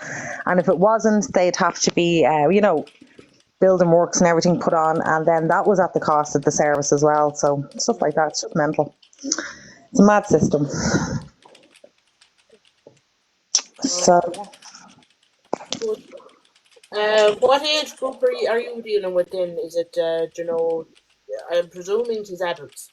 yeah. So adults, anybody from 18 onwards, and up to, I suppose, like we'd have people, he's in their 70s still living in residential, Um, and yeah, so that's the way it works in residential. I just thought I'd come on and just share that little bit of information. Yeah. Is there any more questions about disability or anything like that? But there is the assistive decision making legislations after coming in. Like, so decisions will always have to be, it used to, like, people could make them decisions on behalf of people, how they spent their money, how they did a lot of things. But now that there's a big law coming in where the person absolutely has to make that decision for themselves, and it's our job only to inform them of the information, and that's it. We cannot coerce people in anymore, like the way it used to be able to be done. It can't be that. So even if somebody was like, listen, that person's allergic to alcohol and that person wants to drink the alcohol, you just have to inform them of the consequences, but you cannot stop people anymore doing stuff like that, and they have full control now. That's what we're hoping to strive for. Yeah. But with regards, you were saying that you're pushing things more and more out into the community. What do you think the goal is there? I suppose, like, if you think back historically with people with disabilities, I suppose a lot of people were hidden, and it was just like they were kind of placed in large institutions. So when I first even started, like, I started kind of in a more congregated setting, and the goal was, because we had 11 people living in one unit that did not get on, there was a lot of challenging behaviour and communication, because a lot of our guys can't communicate verbally, so they use sometimes challenging behaviour, like, in their actions. So it was trauma for everybody. So I suppose the other side of it is that, like, you're trying to get society to learn and to adapt as well. Do you know what I mean? To everybody. And even now I'm in day services, like, so my goal, like, I'd be much of a job coach. So my job would be to get roles in every forms of work for the guys, not in any, like, and, you know, we carve out a role, we introduce the lads to the working environment, and then, like, we train them up that they can continue their lives. Do you know what I mean? So even when I was growing up, people with disabilities were hidden. I was petrified, do you know? Yeah. Because Oh yeah. that's all it was. You just seen a bus coming and you're like, oh Jesus, here's like the Johnny God bus, and you'd run, like, because you were just petrified. We had no idea. Like I know my granny worked as like a carer, Yeah, and one of the people who she cared for at the very start of her career was in a mental hospital for yeah, 50 years. 50 years. He only got released once like Jesus. those organizations like got shut down. You know, like Yeah, what he legit was scared of, like, the door being locked, because what would happen is every night he would get thrown into a room and they'd lock the door and he yeah, would bang it at night. So for basically his whole life, he was like, even if he needed to use the bathroom and stuff, because the toilet could like break and there obviously wouldn't be like, he wouldn't understand. He yeah. wouldn't understand what was going on, so he'd be like locked in a room with an overflowing toilet and just banging it at night. So like my granny one time locked the door and he went like off his head, but like she didn't understand why until like she like got educated on how like those institutions were ran. Because she just was like, And the other so side of it is as one well, time like, like a is that, fella, like, you broke up there, sorry. no, you go ahead. No, I was just going to say, like, even like sometimes practices they thought they were doing good too, and even now there's probably practices that we're using that we'll look back in 20 years ago, Jesus fucking Christ, how did we use that? You know what I mean? So it's constantly changing as well. If you get me, does that make sense? Yeah. So we're trying to push out to the community as much as we can, treat the lads exactly how we're treated. So we get the guys like to put in for their annual leave, their sick leave, exactly how we have to, you know, and try and like not be gesturing the lads with tokenistic jobs as well. Like, so you get a lot of people, it's grand, sure, the grand, you know, and all this kind of stuff. But essentially, like, these guys really want to live life as independently as possible. So the more people kind of like do that sort of plamos, and it's just actually damaging them in the long run. Like, you know, you'd be there and they'd be like, oh, here's a free ice cream for you, here's a free, like, do you know what I mean? And it's like, no, hold on, these guys have to learn what money is and have to learn that, like, you know. And a lot of the families now talk about what it's going to look like in the future, because they know they're not going to be here forever, and they want their children to be as independent and inclusive in the community as possible. Yeah. And that's our goal, like, so we're always trying to push that out to the communities to try and like treat the lads exactly how you treat me, like, do you Yeah. know. And obviously there's, you know, there is different cases with non-verbal people and stuff like that, you know, but that's where we're at in that sort of field at the moment. But we're very short staffed because the rate of pay is absolutely shocking, and actually no one, I think we're 50% down in the workforce as well. And that's what's happening with the nursing homes and the hospitals as well. It's the money is absolutely shocking that, you know, people cannot pay the rents in Dublin especially, and work. Yeah. But no, sorry for prying, but how much are you actually getting paid? Who? Over the staff. The staff, well, say like I'm day service and I'm in that job about 14, 15 years now, April. I'm on the top scale and I'm only coming out with 670 a week. Well, Yeah. That's that's And that's that's top scale, that's level 13, like. So now I could go back to residential if, yeah, but I was in residential for a long time. The money is better, but I mean, you have no life. You're working, you know, around the clock, nights, weekends, fucking 13-hour shifts. I was miserable, like, yeah. you Like, to be know. honest with you, girl, you'd actually be earning more driving a tow truck. I know, sure, my boyfriend, right? It's So probably like, he was let go there in January. He's a carpenter. We got a job on the building site as a general operative, right? And he's coming out just because he does a bit of overtime, a grand a week, with no, like, and he didn't need any. Now he's not using his carpentry skills. He's just doing general operative, but he's coming out with 1,000 a week.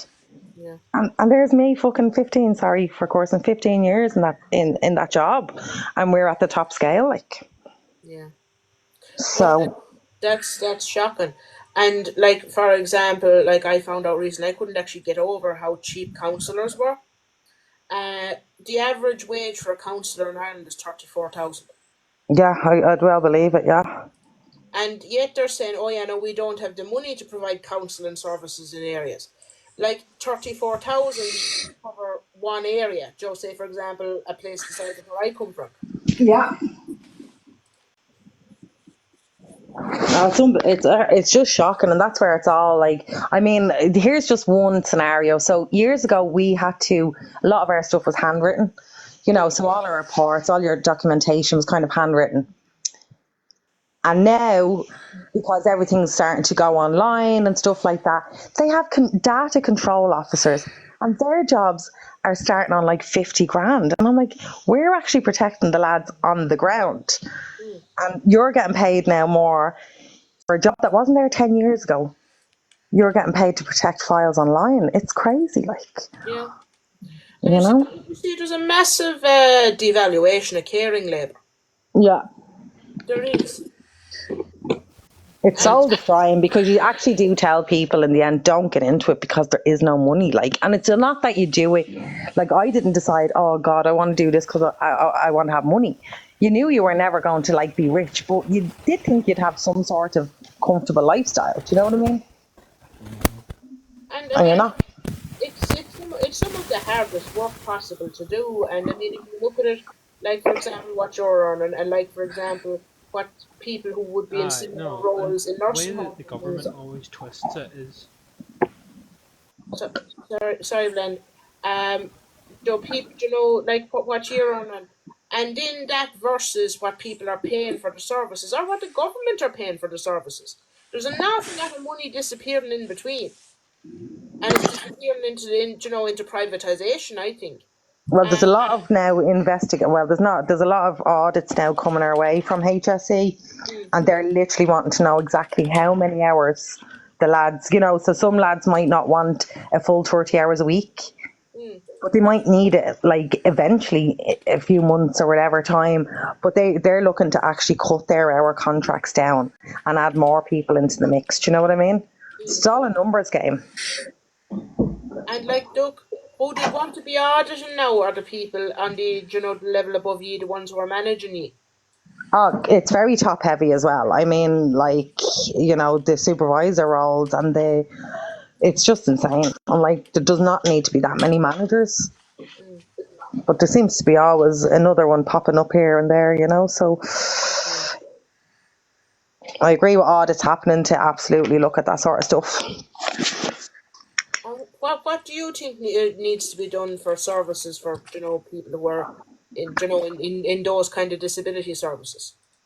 Well, I actually was only thinking there the other day, I said it to a girl I work with, and I was like, do you know what would be great? If the lads got their own funding, Mm, and you could independently, maybe, if you wanted, like, you'd have a team of people like that.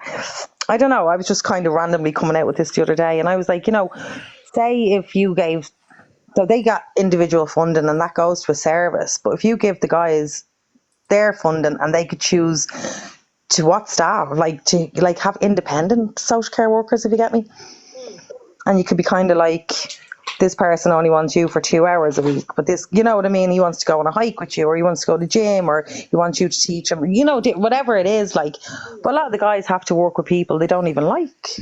yeah. You know what I mean? Or people that are not interested, like, in exactly that what they want to do. Like, And I'd see workers going to the gym with the lads or doing something. They're just sitting there with the bag on. They just do not look interested in that. mm, So I'm always like, when staff come on, I'm like, find out like what interests you, and see if that interests some of the guys. Do you know what I mean? And put passion into it, like, rather than it's just a job. yeah. So I think if the guys had control, I talk about the guys, I mean the service users, if they had control over it and they employed who they wanted, I think that would work better, do you know?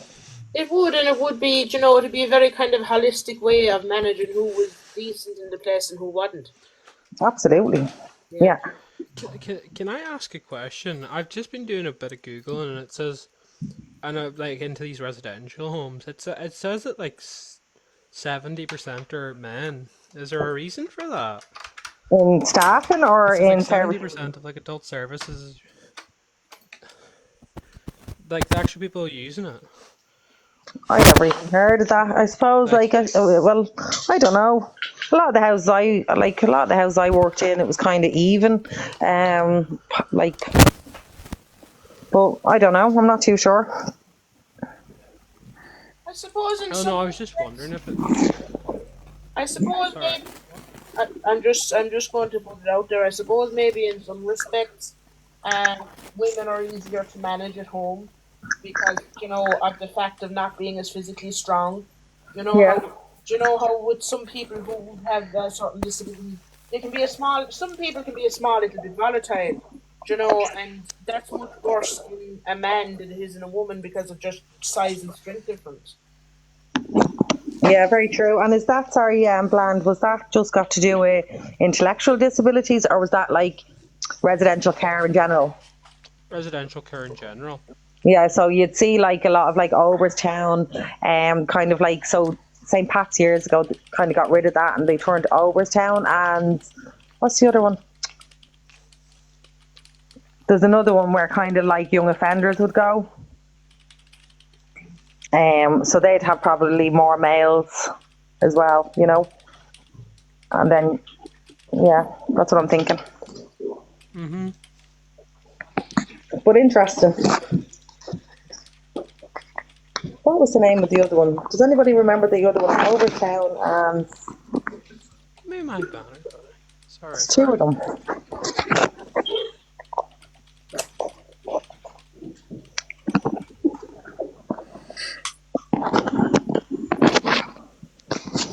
But there's a lot of things they can change, in like so many different areas if they were to just think outside the box. A lot of institutions just remain the same cycle over and over again.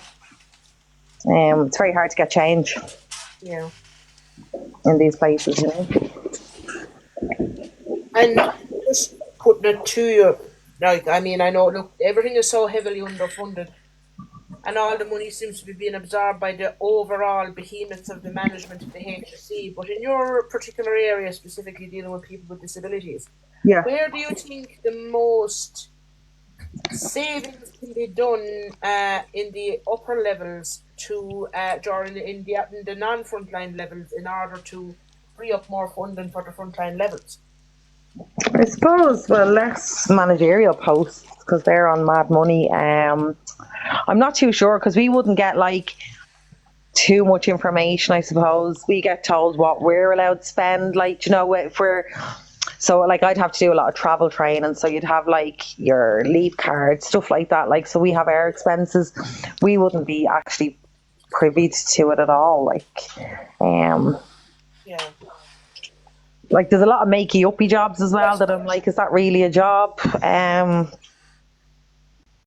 Trying to think like at the moment off the top of my head. I can't really think, April, sorry. Yeah.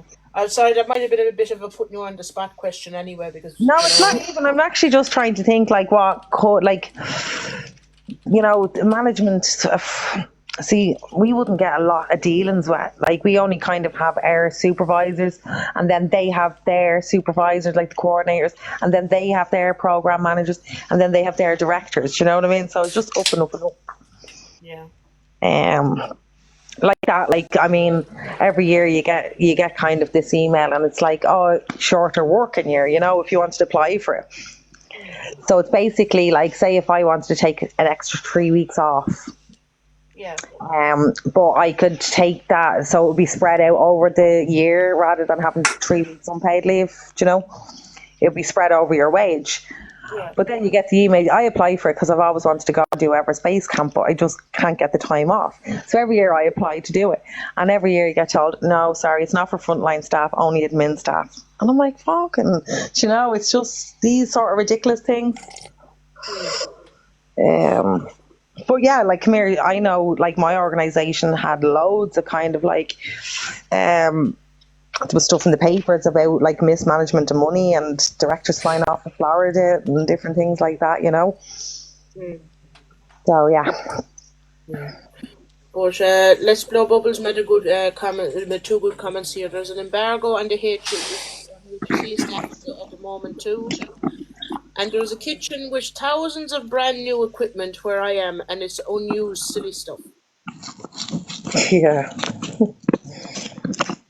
Well, I could easily see that, and it's just reminding me of some of the stuff that my own boyfriend has. I don't know, what was it? Was it maybe a German who set up that unit?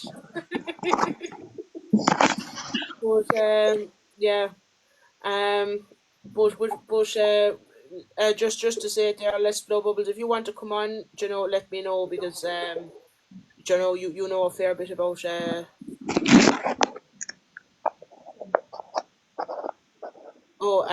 Letitia's asking the topic for today. We started out talking about the child and adolescent mental health services, and now we're talking about the mental health services and the services for people with disabilities overall. But even So, mental health services, April, like I worked in a psychiatric hospital years ago, this before I went to college. I was kind of doing part time.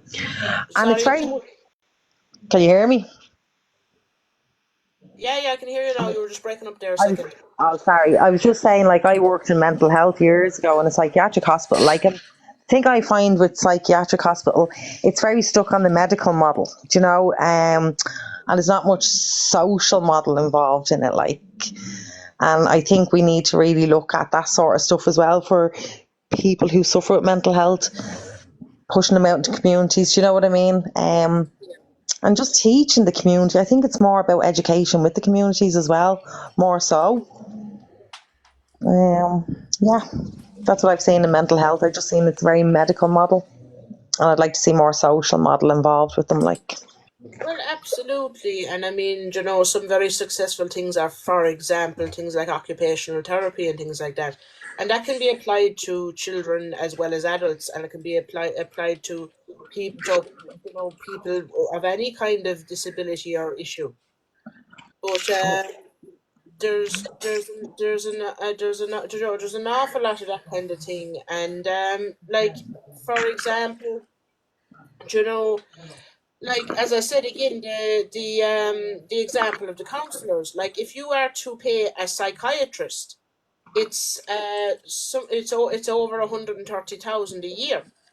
But a counselor who's doing the heavy lifting there, who isn't on the medical model, who is doing actual, say, talk therapy and things, is only on 34,000 a year. yeah, And, like, okay, for a start, I don't see why they couldn't be on at least 50 grand a year, and they'd still, or 60 grand a year, and they'd be less money even at that than a psychiatrist. But very rarely do you see a counsellor in the mental health services.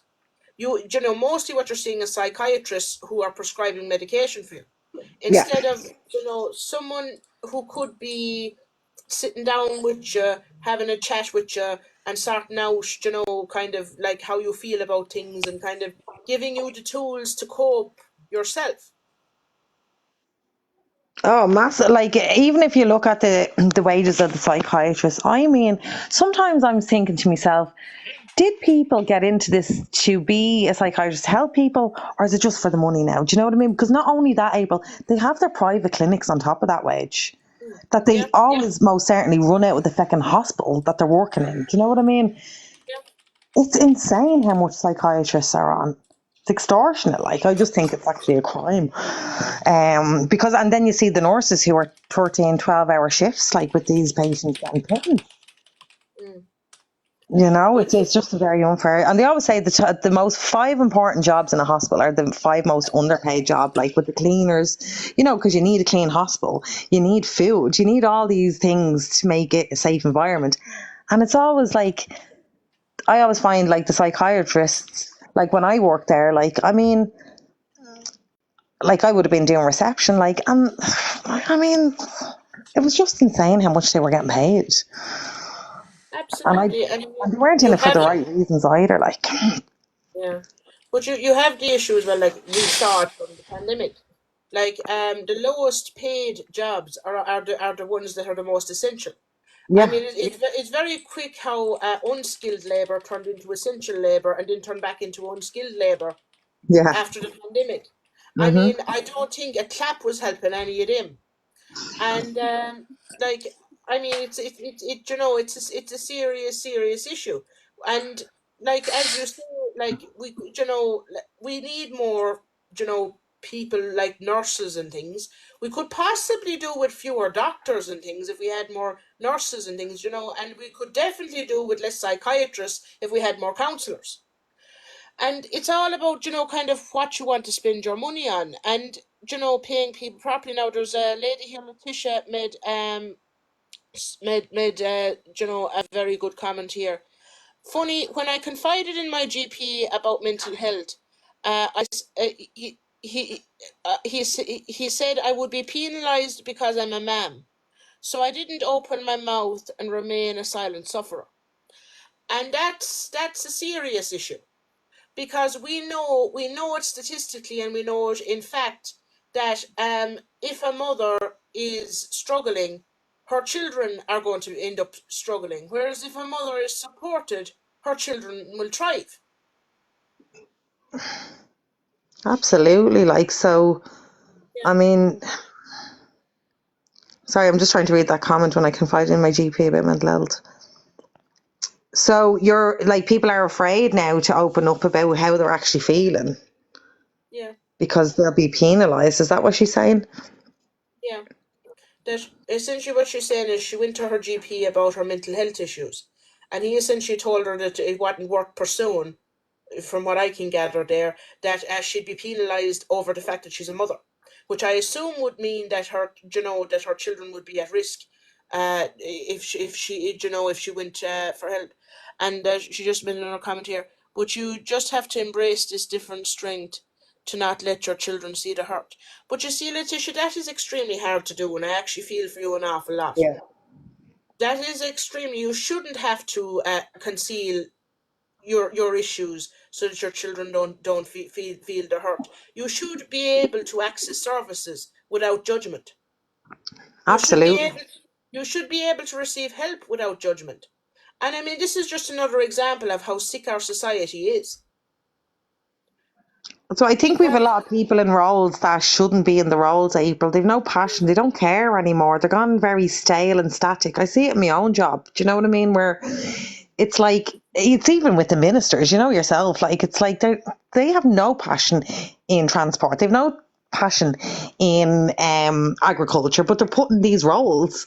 And I think that's what's making it, like, GPs. I've had my fair few run in with GPs as well, because they're not listening to the people. Do you know what I mean? Of what actually is going on with them. And I found like a lot of people are saying the same thing about GPs. And every week you go down, it's an extra €5 on top of it. Do you know, mine is up to €70 now. yeah, Insane.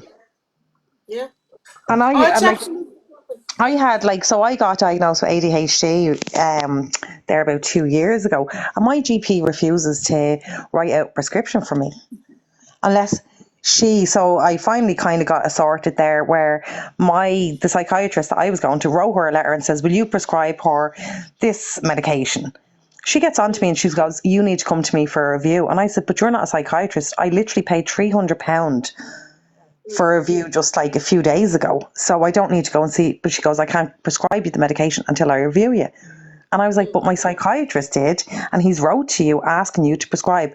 And she wouldn't do it. Or she was like, well, you can come down and I'll review it and give it. And I just said, no, I'm not giving you €70. Do you No, know what I well, I mean? mean, and honest to God, that is completely discretionary on the GP's part, Mm. because at the GP, like anytime I've had to have things described, things prescribed. I mean, a letter from the mental health services was, absolutely, no issue at all. Things like antidepressants and things, and like, and even, like, when I was on ADHD medication, I'm not now, because it didn't really, like, it's very hard to find an ADHD medication to suit me, because some of them make the depression worse and things like that. So Yeah. when they just treat the depression, and it's kind of a case of, like, okay, you can cope with being a little batty and forgetting things, and running away in tangents. Yeah, absolutely. So basically, things like that. So it was never an issue from once there was a letter sent out explaining what I had to get and why, for my GP to prescribe it for me. Yeah, I mean, that's why to me yeah. it's a money gimmick. Like back even in I was in Tenerife at Christmas. This is just like another story about money again. And I actually got pneumonia over in Tenerife. So I ended up paying, I think it was over 300 and something over there to a doctor. He wrote a letter, gave me all the medication I needed, right? And I came home and I wasn't able to go to work, so I had to get a letter. So I rang the doctor and I said, listen, I'm after being in Tenerife. I emailed them all the documentation that the Spanish doctor wrote out. And they made me, in order to get a doctor's letter, I said, all I need is like you to write out a letter for work. They made me pay another €70 and go down there. And I said, you can't even treat me. Like, I was furious now at this stage because it was another 70 quid and they didn't have to do anything other than write me a letter. You know, these little things. So I actually just refuse to go to a doctor now, to be fair. I'm just sick of them. Yeah. And even there was Well, a stage, I think they were saying to people as well, you can only discuss one problem at a time, you know, shocking. well, I mean, kind of what did a lot for my mental health was kind of 3/4 was dropping out of society. But like, I'm back now, and you know, not everyone can do that, and you can only do that for a certain length of time. But Absolutely. just to go on here, Letitia made a fair few comments here now. That were good. Uh, but you know about the issue with the hurt with her, with her children. She said it's very hard indeed. It's when I get a minute to myself, it all floods like. Well, you see, Letitia, you're only going to be able to keep that up for so long. And that it will affect you, and like please God, now you'll be you will be able to kind of keep it together, but like no, that is serious. You kind of do really need to try and find it. Like, I mean, look, in some areas now, one tip I'll give you, in some areas there is free counselling, and you don't need a diagnosis to achieve to access it. Now there can be waiting lists, and it's usually in family resource centres and that kind of thing. And like for example, there's someone that I know that was down in Kerry who was struggling, and they were kind of closer to Ballybunion side, and the only place that they could, that there was free counselling available in County Kerry was down in Killarney, which was an awful drag. Now, depending where you are in the country, try and see is there something like like we'll say free counselling in a resource or community centre in your general environment, because you really do need to talk to someone, because like with regards to your kids, it's hard for you to hold Joe to hold it all in, and it's going to be harder as time goes on, and in order for you to kind of will say things will be better for you if you try and do so, Joe. If you try and look and see what you can maybe access, and please God you can. But the problem again, as we have said in this live with this country, is there are very few services around the country, and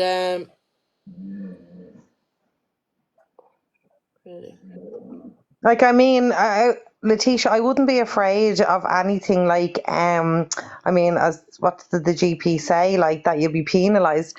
I mean, so many mums around this country have been diagnosed with depression and they're not being penalised. You know what I mean? So don't ever take that as a threat at all. I mean, like there's so many issues like in households way beyond a mother having depression. So I would not be in fear that anything you'd be penalised or your kids would be penalised for you not feeling great. Do you know what I mean? So I wouldn't. You mean when he said penalise, I asked you mean connect with TUSLA, and he just nodded like. Yeah. Like I've had a friend had to ring TUSLA herself because like that she was on her own, struggling with the two kids, and she was just asking for advice. But they came out just to help her as well. And I'm not saying TUSLA are great, like I'm not saying that, but you could get a good social worker, you know what I mean, that will help you. You could, but also at the same time, look, we know even from the live that we did last, like there's two sides to it. Yeah. You've a lot of very great social workers in the country. You've a lot of you've a few negligent social workers who will say overlook children who are actually suffering abuse, and you have some very overzealous social workers. So it would kind of possibly depend on the area that she's in, but you can't now. Just to answer another question she had, a counsellor can't really diagnose you or can't really prescribe you anything. However, a psychiatrist can, but as well as that, if like in some cases, it can help just to be able to talk to a counsellor. Because even though they can't prescribe you things, and even though they can't diagnose you with things, they can sometimes give you, we'll say, therapy tools to cope with things. So that at least would be a good place to go, and and a counsellor can refer you to a psychiatrist if they think that you really need psychiatric help. And in some cases, counsellors can kind of shield you from the whole toothless situation, because they'll know where to send you, and they'll know who's sound and who's not. Do you know? Because they can actually refer you if you need help to any service, really. So, like they can actually kind of steer you to who you should go to and when and which clinic and what. Counsellors have a very big place in all this. So, I would say definitely try and see if you can seek the services of a counsellor. There is often free counselling around, and there is, like, if you can't access free counselling, it does cost money. There's a thing called BetterHelp, .ie, and you can go and you can kind of do online kind of over WhatsApp counselling with a qualified counsellor from somewhere in the country, and they might be able to direct you better to actual services within your area. Even if you started there, if you couldn't get, I know it'll cost a few, and I know, especially if you're struggling on your own, it's very, and especially when you've kids who need this and that and the other, it's very, very hard for you to, Joe, can be very, very hard to set aside money to look after yourself.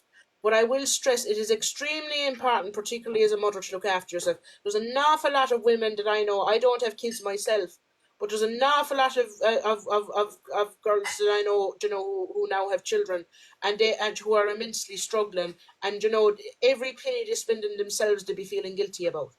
But it's not just for you. Like, wouldn't you think that your kids would be happy that their mom is happy? Like, it's for you and it's for everyone around you.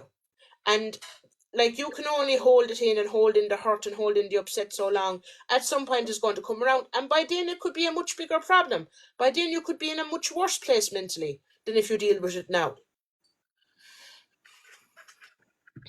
No, sorry, I went on a bit of a tangent there, MJ. No, you're dead right. Dead right. Good advice. And that's what. Even, do you know what? The other thing that I'm like coming and learning a lot about is women who are perimenopausal. Yeah. Do you know, there's a lot of issues with that. I'm after heading 41 now, and I think I'm heading into it. But like, my emotional, like, it's extreme. Like, do you know what I mean? Around time of period and stuff like that. That's why they should ban me from TikTok through like that week, because that's where I normally get most of me bans and stuff like that. But it's actually like, when you look at women lately and the different things that are happening, like, a lot of it can be due to perimenopausal stuff as well. Yeah. I think that really needs to be looked at with mental health and women of that kind of age bracket too. Yeah. But I found myself now, because I've been through the ringer, like with, depression and being in a really bad state. But like that, I think self-care, Letitia, is like, you have to do it. I remember someone says to me, "What do you do for self-care?" And I didn't even know what that was. I was like, "What self-care?" Do you know? Because we weren't shown it when we were kids. Do you know what I mean? So I think it is important, Letitia, to show your kids as well, self-care, like that. You have to look after yourself, because they're going to look at you when they're grown up, and probably not know how to self-care then, because you're always putting someone else first and stuff.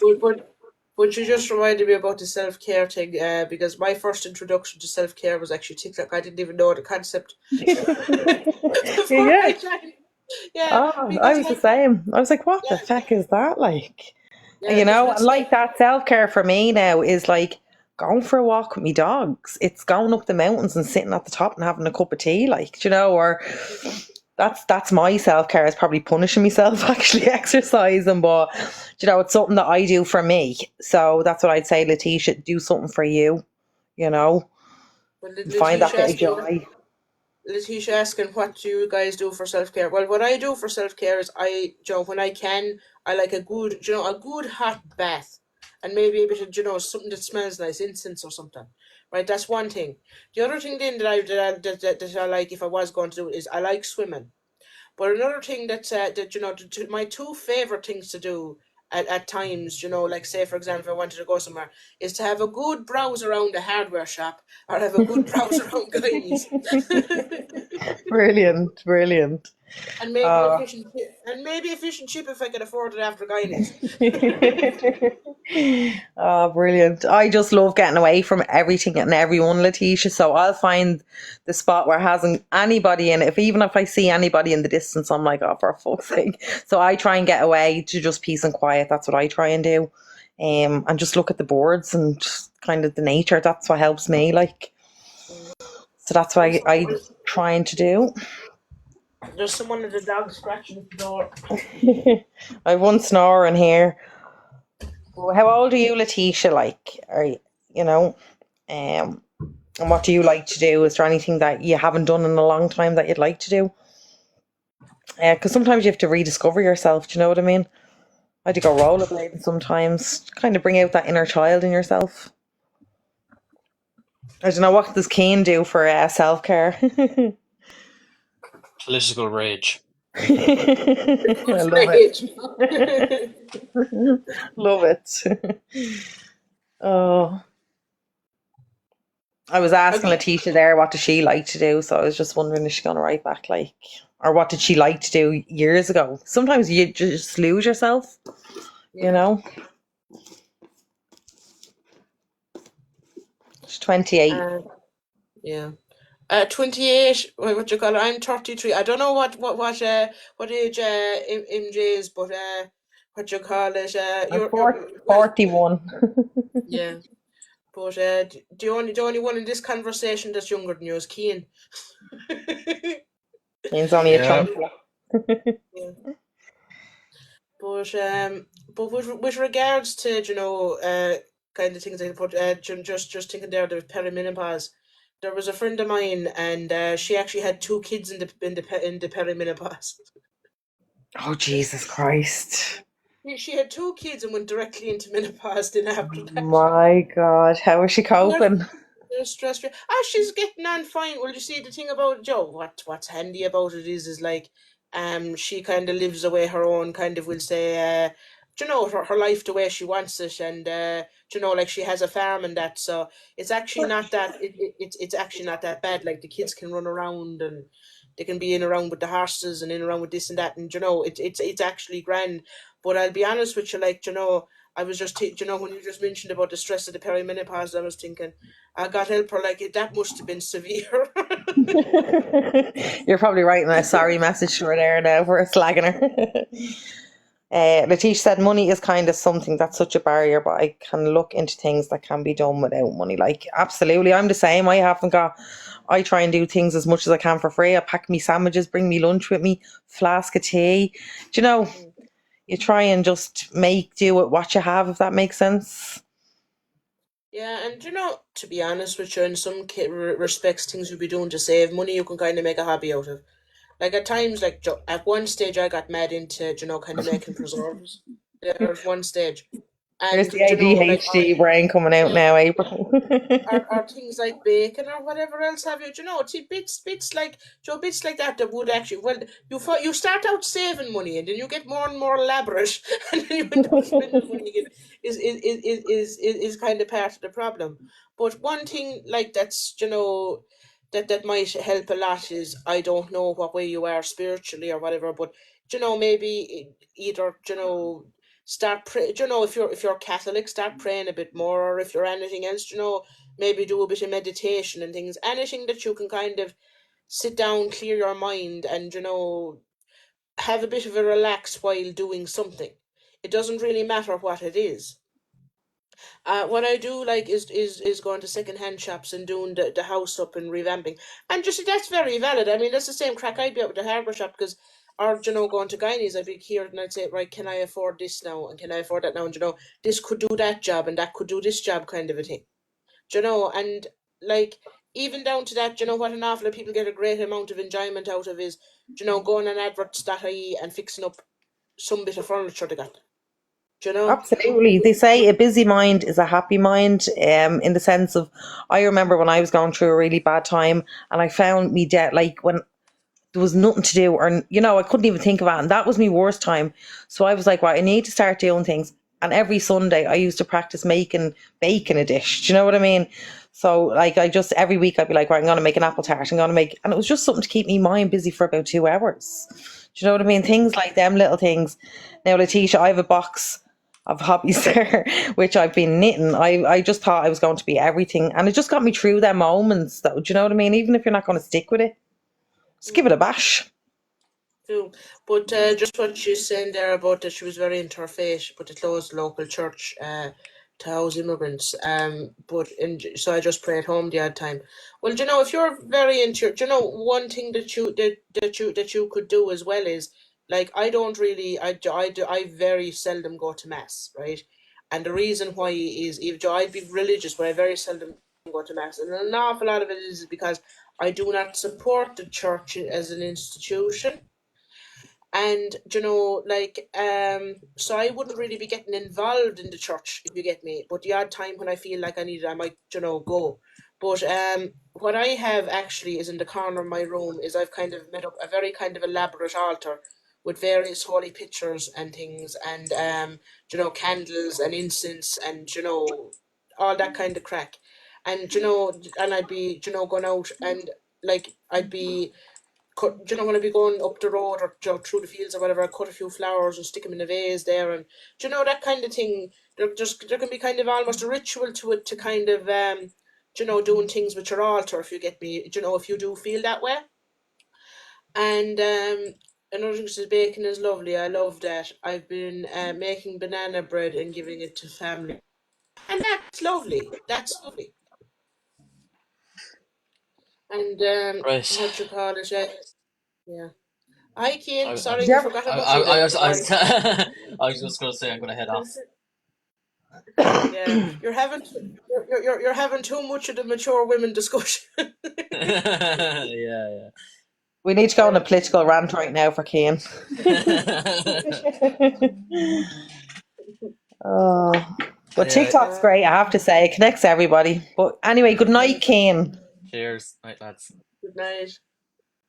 Like I've actually met great souls on this app. It's kept me going anyway. So Letitia, TikTok is a great place to be as well for connection and just everything like that. I find it's great. Yeah. Oh, Keane's gone and Blanda's back, is he? Bland is back. I'm gonna have to What you head call? off anyway now and get to the lab before tomorrow. Yeah. I think I might end it now anyway because I'm fairly tired as well. I've had a long day. But what was I going to say? It's funny with a cycle. Do there's we've a cycle of young fellas just kind of cycling through there. Keane leaves and Bland comes back, and we've been talking about the perimenopause every Poor Saturday. kid. Sorry, Cian. Oh, I wish the men had it though. Do you know what I mean? Oh, I know. swear We'll to God, I always traumatize say him for God's a man. yeah. What you If I call come it? We'll back in my next life, I'm coming back a man. I swear to yeah. God. We'll traumatize them for life. They'll never want to get married. We said, Jesus Christ, we'll have to be dealing with this when I'm 40. Oh, it's insane. And like, I was just like, I asked the women the other day, like, I was like, when will the monthly stop? Like, and they were like, 50 something. I was like, I nearly went into like an episode. I was like, I can't cope with this. Do you know what I mean? For some reason, I thought they stopped at 40. Oh, I thought that's when you got old. Yeah, Anyway, yeah. But it is. Portugal, I remember when my mother had the menopause, she'd be out in the freezing cold walking around the yard trying to cool down. Oh, I'm dreading it. I'm absolutely dreading it. Mm. Anyway, I'll bid you a good night anyway, April and Bland and Letitia there. Look after yourself and Do just and practice look, as much self care. That's all you can do. do And look, Letitia, if you're stuck to anyone to reach out to, like Yeah. we've stuff up there, you can get in contact with us. We don't mind. Sure, half of the stuff with the parties bitching away at each other about stuff going on in our own lives. Yeah. All Yes. right, ladies. Night night. Blah night Right. night.